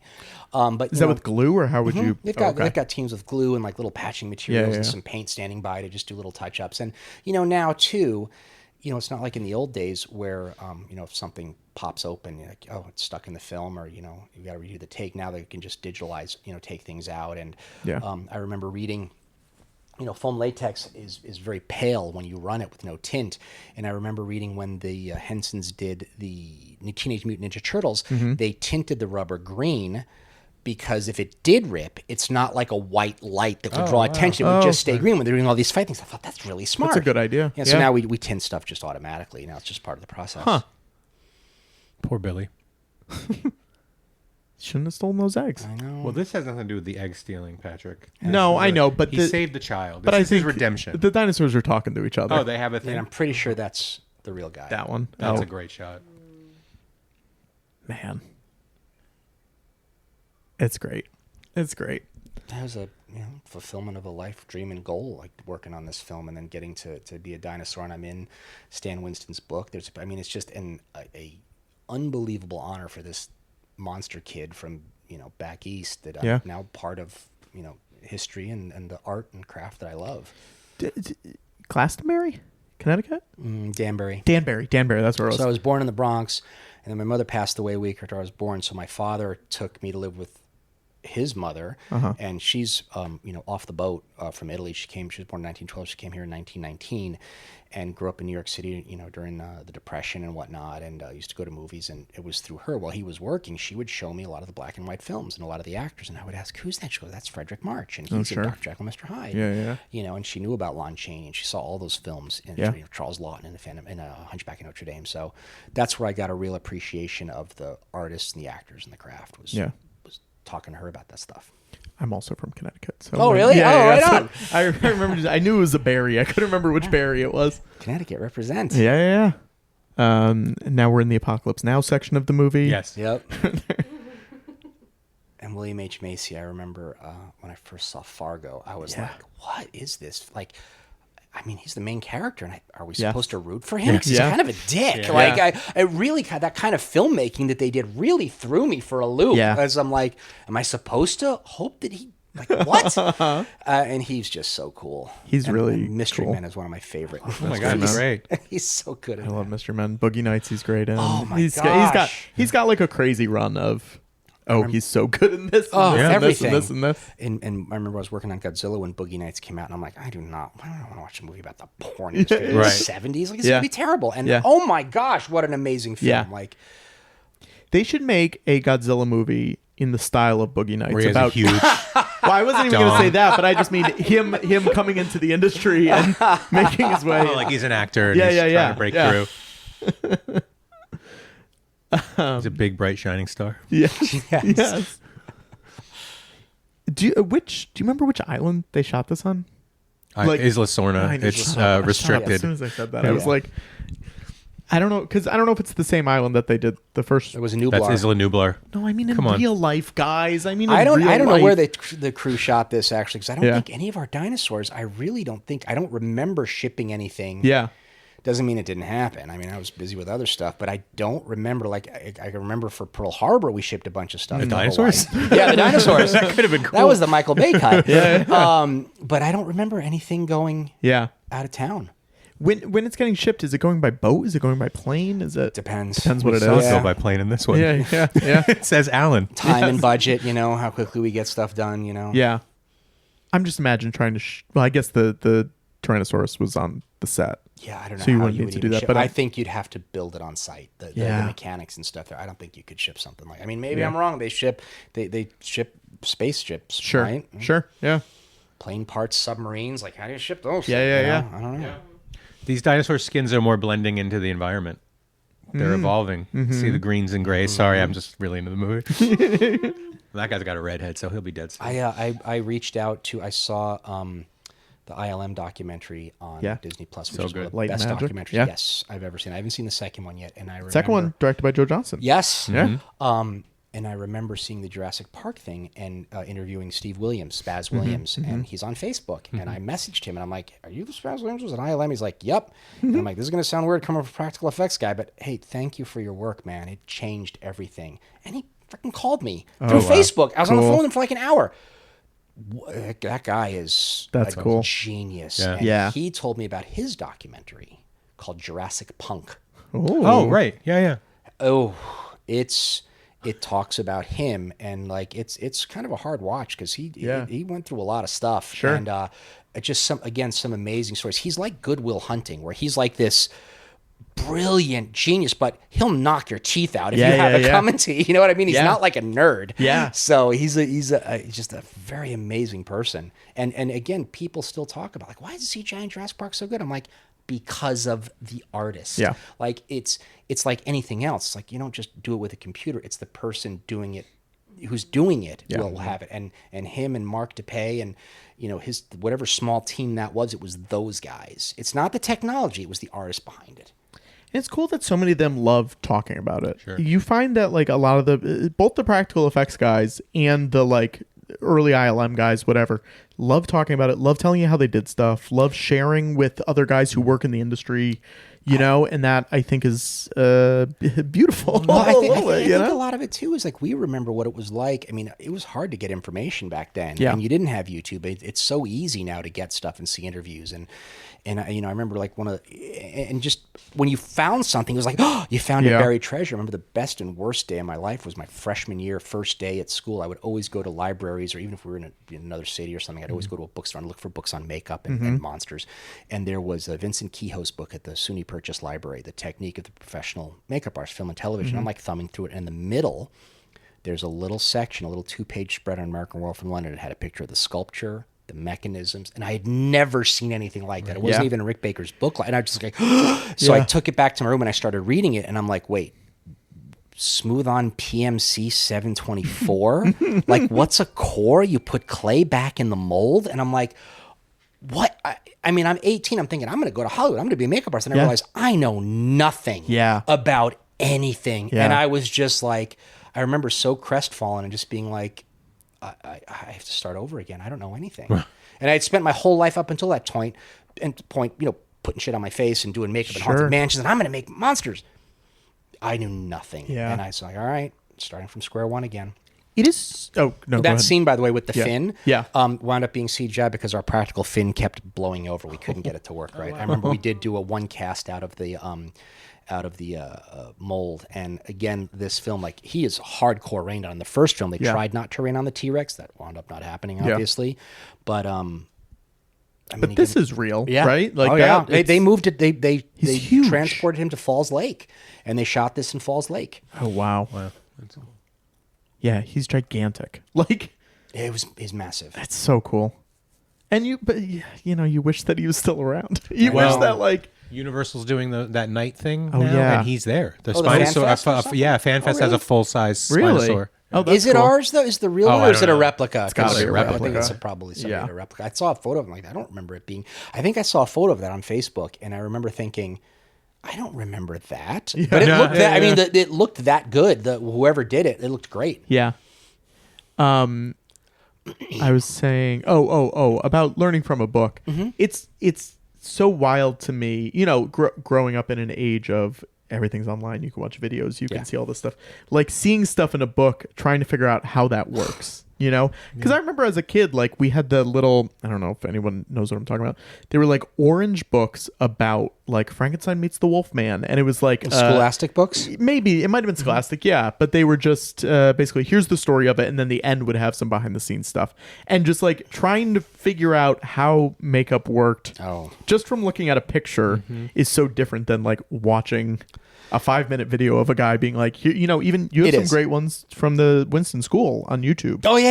Of you doing stuff, and it's so informative in a way that like a photo you don't get the same thing from. But in the same breath, like I remember in the Corson book of stage makeup, seeing the spread on Dick Smith doing Little Big Man, I would get a magnifying glass, and I know other guys have done this too. And you would look at the photo and be like, okay, what's that behind? What's that? You're trying to read the labels. You're trying to, and there is something like hunting for buried treasure, doing that's very exciting and extremely rewarding. It like means when more you get too it. when you find it. 100%. For sure. It is. Yeah. You literally it's like it's a feeling I can't describe. When I can still remember it. It's like when I would buy scripts at kiosks in the mall, and that's how I learned how to write like the format. And So that's who we blame? You have you have one script, and you have to. That's all you do. Now you can type in the script you want. Oh, Totally. and you get everything, and you get pitch packages and stuff. And Yeah. You say that's how we blame. I said that's who we blame. Yeah. So mean. What impresses you now that you didn't work on? Like, what is something that you've watched recently that you're like? The Marty Supreme makeup on Timothée Chalamet blew me away. Oh. Mike Fontaine did it, and those type of makeups are really, really hard. Yeah. Because he's got a very smooth canvas, and that makeup is so the pockmarked skin is so subtle. The makeup on Bombshell that Kazu did on Charlize Theron, like I wouldn't want to touch that one makeup with a 10-foot because it's pole. so small in a lot of ways. What did Bombshell's the Megyn Kelly movie where Charlize, what did they do to her though? Her face, they changed her face totally. Yeah, so they put like some appliances on her, which is again, that canvas is so smooth, you're not going to hide anything. And then he made, to change the shape of her nose, because when you put an appliance on, you can only build something up. He like scanned her nose and 3D printed something that he actually put in her nostril that changed the shape of her nose without building. It's just slight little things. Those are really hard. Those are really, and another makeup that I think is one of the greatest makeups done in the last 10 performances is the Penguin makeup on Colin Farrell. Oh yeah. Like I watched that series and I'm like, I can't find him. Yeah. I can't find him anywhere. Like, and in the makeup, I'm like, oh my God, like in the performance and in the makeup, it was so well done. Yeah. So well. And I mean, I forgot it was even a Batman. This could have just been some random mafia show that I'd be watching. Totally. Right.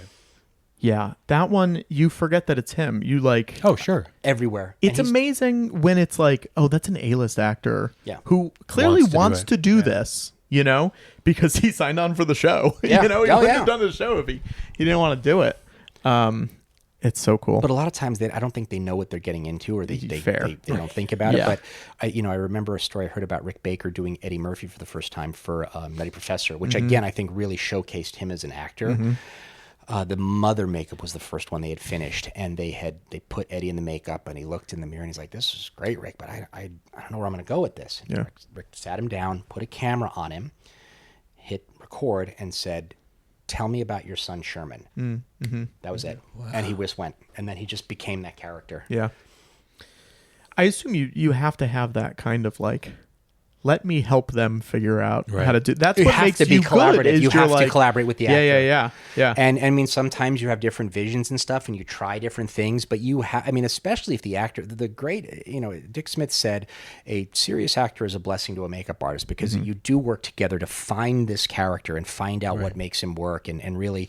And then some actors like, can't you just put dots on my face and do it like so? And I get that. This is like going to the dentist, and it's very grueling. Like I don't know how Bradley Cooper did Maestro. Directing and acting in it in pretty much at a certain point, his entire face was covered in rubber the entire day. Yeah, his neck is like so wild. And the raccoon makeup. Yeah, right. Yeah, he looks great as the raccoon.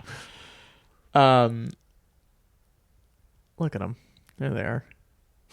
There they are. There they are. But that's what I feel every time I see them. We watched this movie last night. I was like, oh yeah, the dinosaurs. There they are. Yeah, those are all our puppets aren't anywhere there yet. Yeah. That's our puppet. No, that was CGI. Or it might have been CGI augmented. Yeah. That looked like it was a combination of both, which they'll do sometimes. They'll mess it also felt like because he was... Is that... I think that's a puppet. That's a puppet, right? And especially when it like touches her head in a second. 100%. Like that one feels like it's got to be. Yeah, it's us. Yeah. That's a puppet. Yep. And that could have killed her. Like if they wanted to like bite her head off, they probably could have.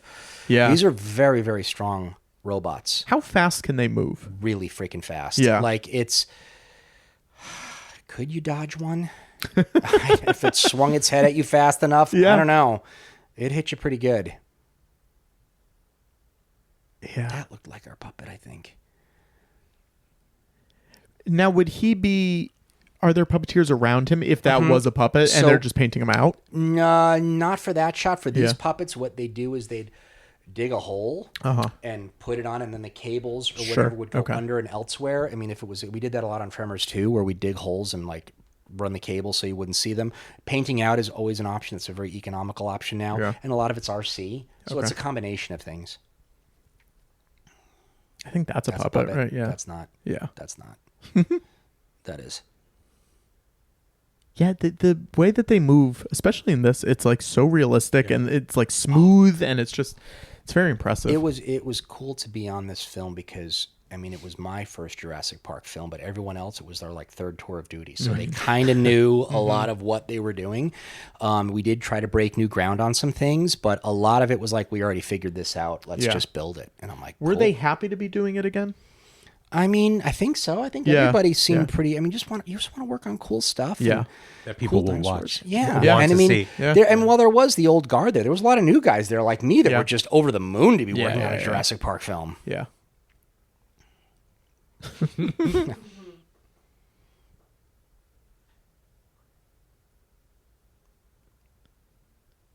They should just come back and kill William H. Macy and then run off. Snap his neck. Yeah. Now, see, they might have taken the cast to Hawaii or somewhere. Good for to do them. those shots. Yeah, I know.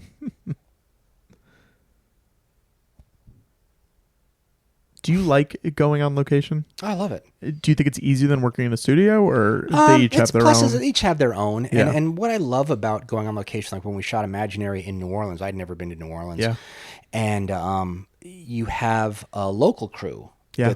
That's always wonderful and usually like okay, go here, don't go here. Yeah. If you find yourself here, get over here. Like because me as a dumbass, I'd go to the wrong spot. Of Like course. this is cool, and like wind up getting killed. Yes. So it's always good. Like where's a real good spot to eat? Where's and the local crew just has you covered because you're like almost automatically a family. So I love going on location and working with local crews.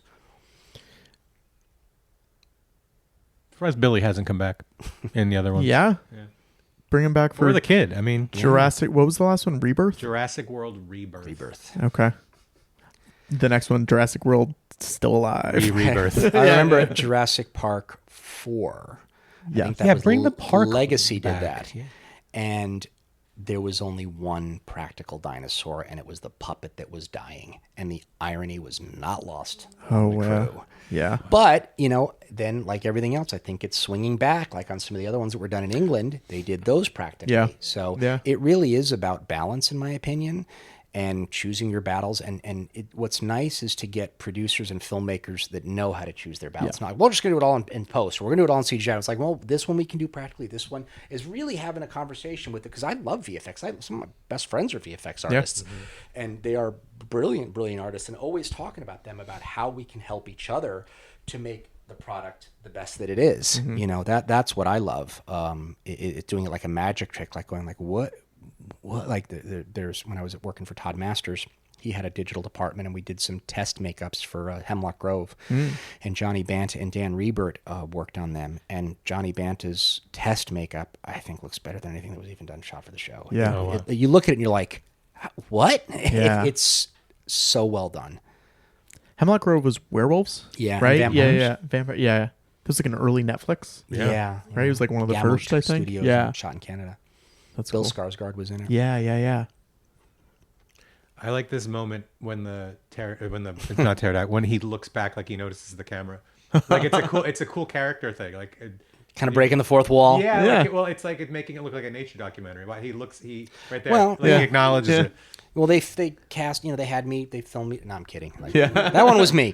There's some great footage though. People should watch it of like you doing the tests online. Oh yeah, thank for Matt Winston and the Stan Winston School of Character Arts. To make this stuff available, because again, you only you heard it, like going back to Galaxy Quest when we were doing Ceres.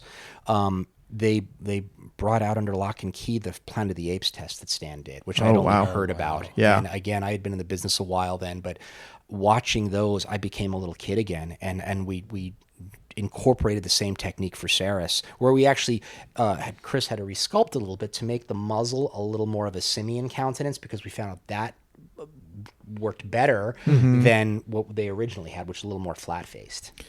Now's the time for a segment in the show where JoJo asks a Galaxy Quest question. Oh, Galaxy Question, it's called. There you go.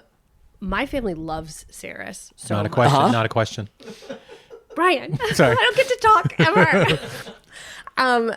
And I love his little spines on the top of his head. Still not a question. And Brian, Go ahead. stop. And so I guess I'm wondering, is he a reptile? You based his face on a monkey? Like when you're making those decisions of because monsters are like, oh, there's sort of some of this, some of that. Like, where do you go? Okay, we're going to start with this, then we're going to add this, and we're going to add this on top of it. Like, how's that progression? And There's a lot of back and forth with directors and the filmmakers. I mean, we try to give. So how can I say this? So there's an old quote by James Cameron, and it was on the famous T2 shirt. And the quote was, "Don't give me what I asked for, give me what I want." Awesome. And as a young guy, I was like, I can't read your mind, dude. But then as I got older and some miles, I go, no, that's my job. So my job a lot of times is to even give them what they need, not necessarily what they're asking for. So there is a lot of back and forth there. And as far as making Saris a character, we knew he was the big guy. And we thought this guy is going to be bigger than Darth Maul. He wasn't, but it was... He was to me. Okay, good. Because that was the goal. So it was a very complicated costume. And again, Stan always...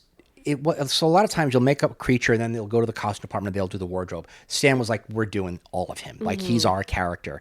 And again, you do online, you can see some of the design iterations as it started to progress.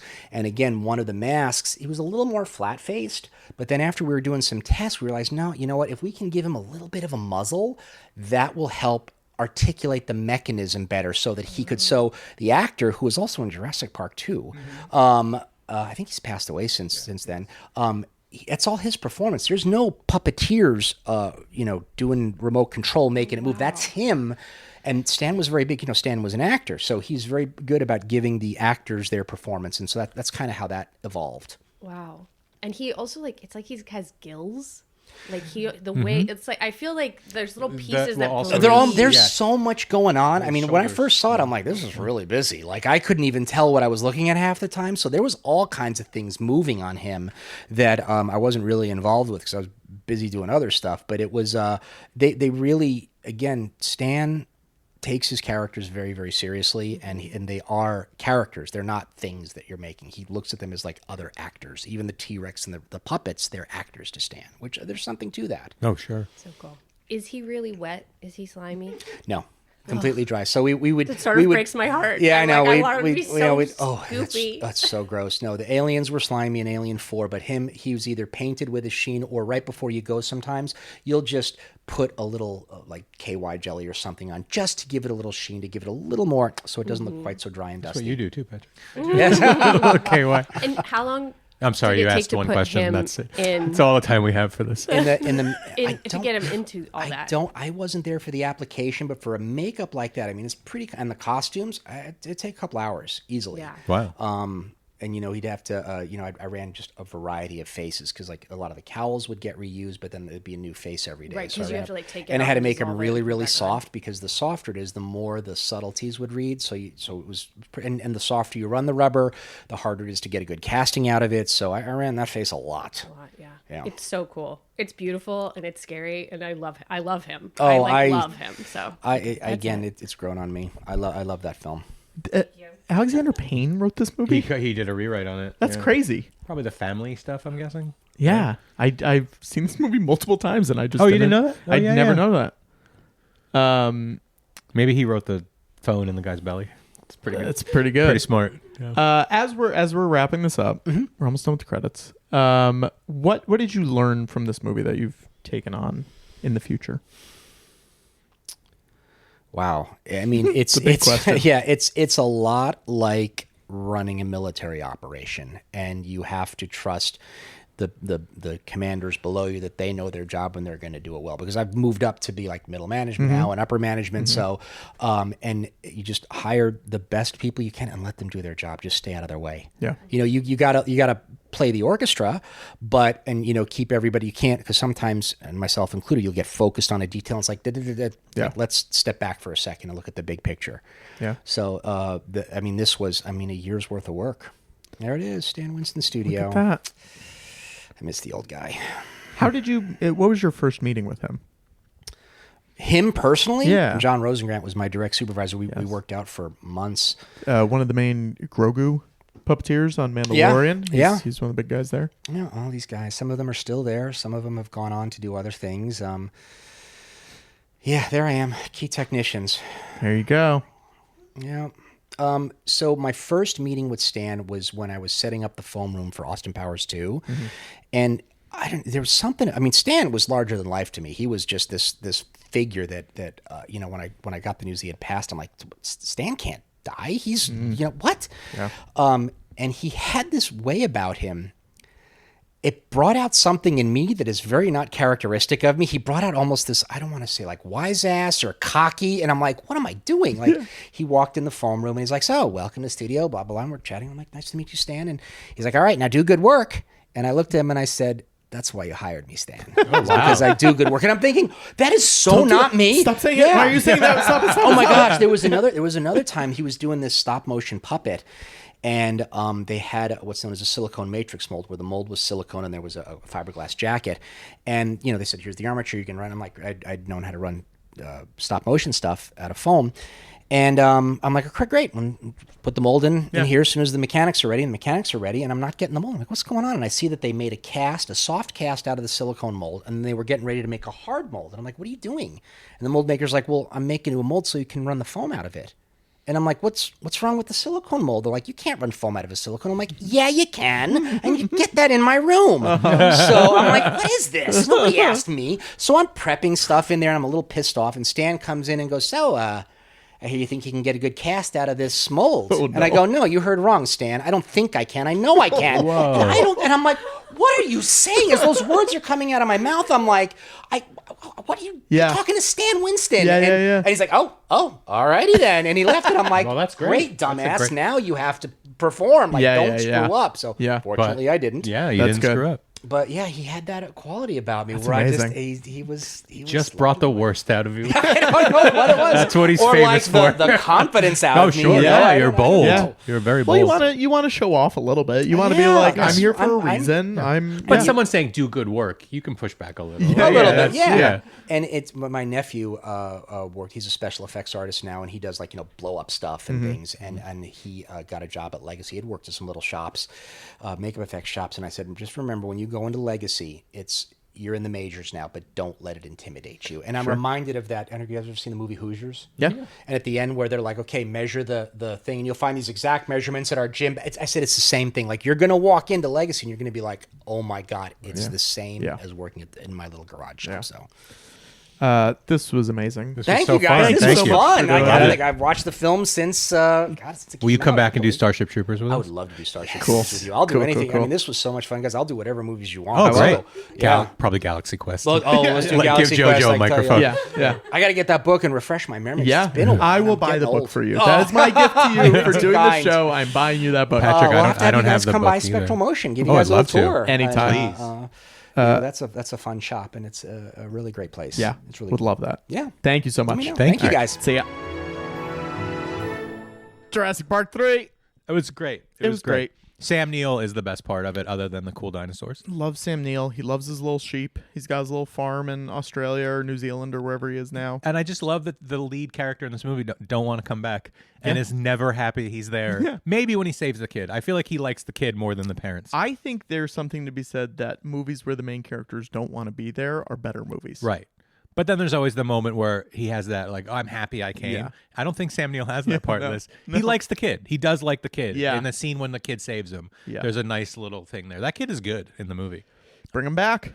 Yeah, he could bring that character Jurassic back. Park Rebirth 2. Don't bring William H. Macy back. I love him as an actor. I hate his character in this. He's a little nebbish. Sure. Tay Leone's only likable because it's Tay Leone. You hate unlikable characters. No, I like unlikable characters. No, I think if people are mean or cranky or mad at the people that you like in movies, you don't like them. Well, name one where I'm supposed to like them and I don't. Like the whole point but of... I don't think you have to like a character. Like if it's a bad guy and he's being mean, you could still...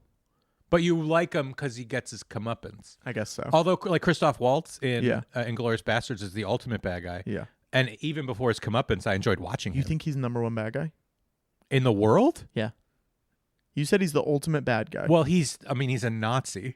And you meet him when he kills the young girl's family. So there's no, Yeah. they don't stack the deck to enjoy him. Yeah. Except that he's so charming. Yeah. So I like that guy. I liked watching him. Do you think he's playing the same character in Muppets Most Wanted? No. Minions 3. Minions He is, 3, definitely. yes. Yeah. Oh yeah, we can say that now. Yeah, we can say it. It's out. It's been That's revealed. exciting. He's the best. He's the nicest person, That's great. by the way. Yeah. I love that. Yeah. So sweet. Big fan of Despicable Me and Minions. That's why he did it. I love that. Yeah. He came up to, that's a good story. He came up to Pierre, the director, at the Oscars when Despicable Me 2 was beaten by Frozen. And he was mad for Pierre because he loved Despicable Me 2 so Wow. much. Yeah. That's cool. Was that the same year Frozen, as Inglourious Despicable Me? Bastards? No. Yeah. Well, no, it was around it because he went to Yeah. present or to win. I don't Yeah, remember yeah, which yeah. one. Yeah. Anyway, Or Christoph maybe Waltz, he was sweetest he guy. nominated for Django? Might have been that year. Maybe, I don't know. Might have been that year. I don't know. I don't know either. And we'll never know.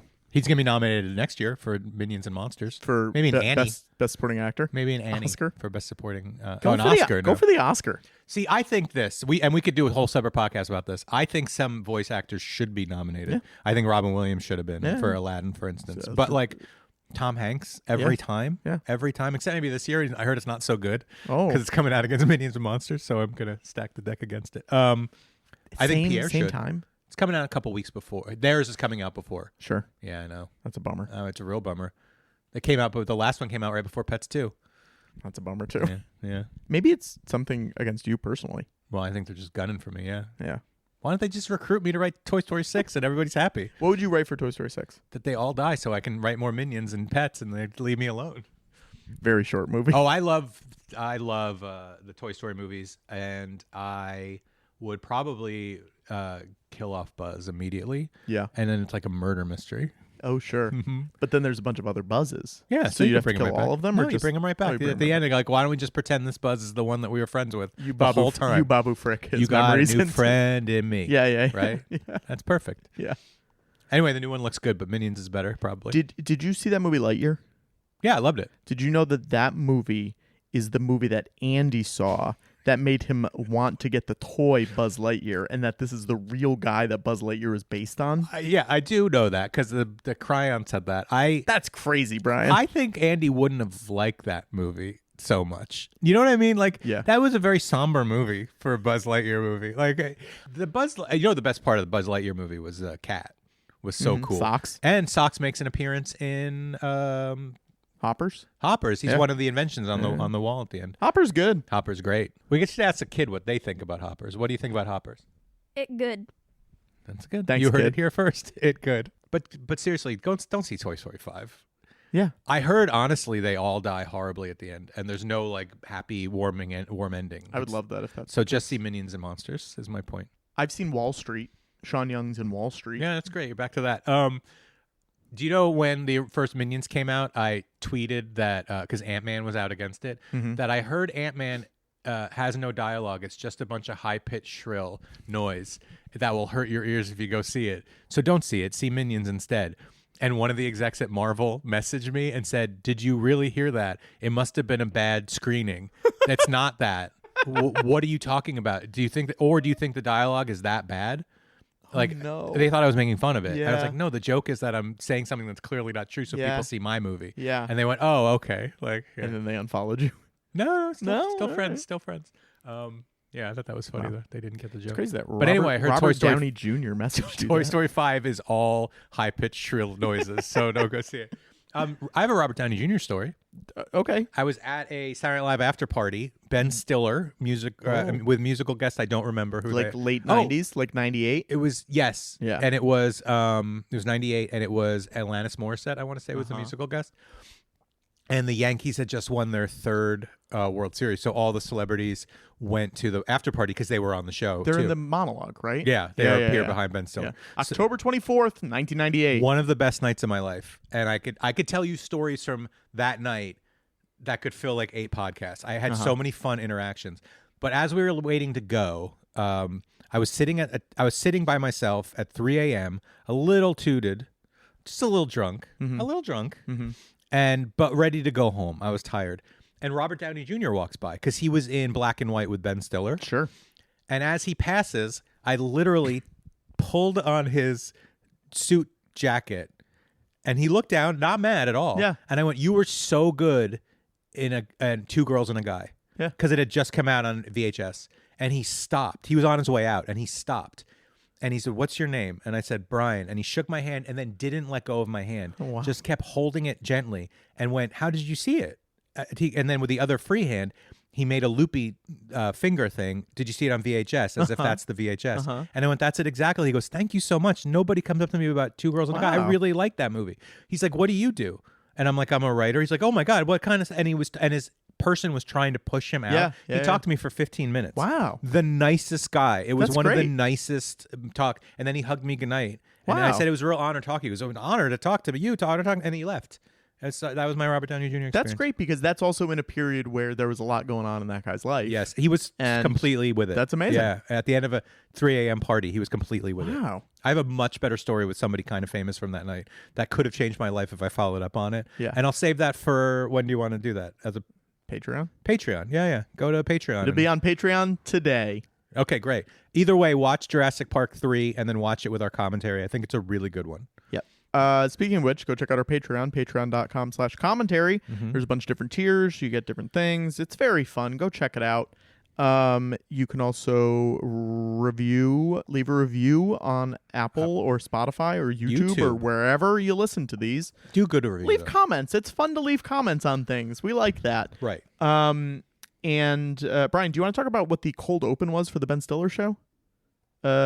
Of SNL that you were at? I don't remember it. Was it he was back and he gets being egotistical that he was back? No, it's a pre-tape with him and Lauren on the roof of 30 Rock. About him being back. Yeah. And then Lauren thought you could get rid of me. Lauren pushes him off the roof. Yep. And then the opening credits happen. And when the monologue starts, it cuts to him falling and hitting a car and then running back into 30 Rock and doing the monologue. That was... And then the Yankees show up. The Yankees show up and he doesn't realize they're cheering for the Yankees. Yeah. Instead, here, let me give you a quick Yankee story real quick. This isn't the good one.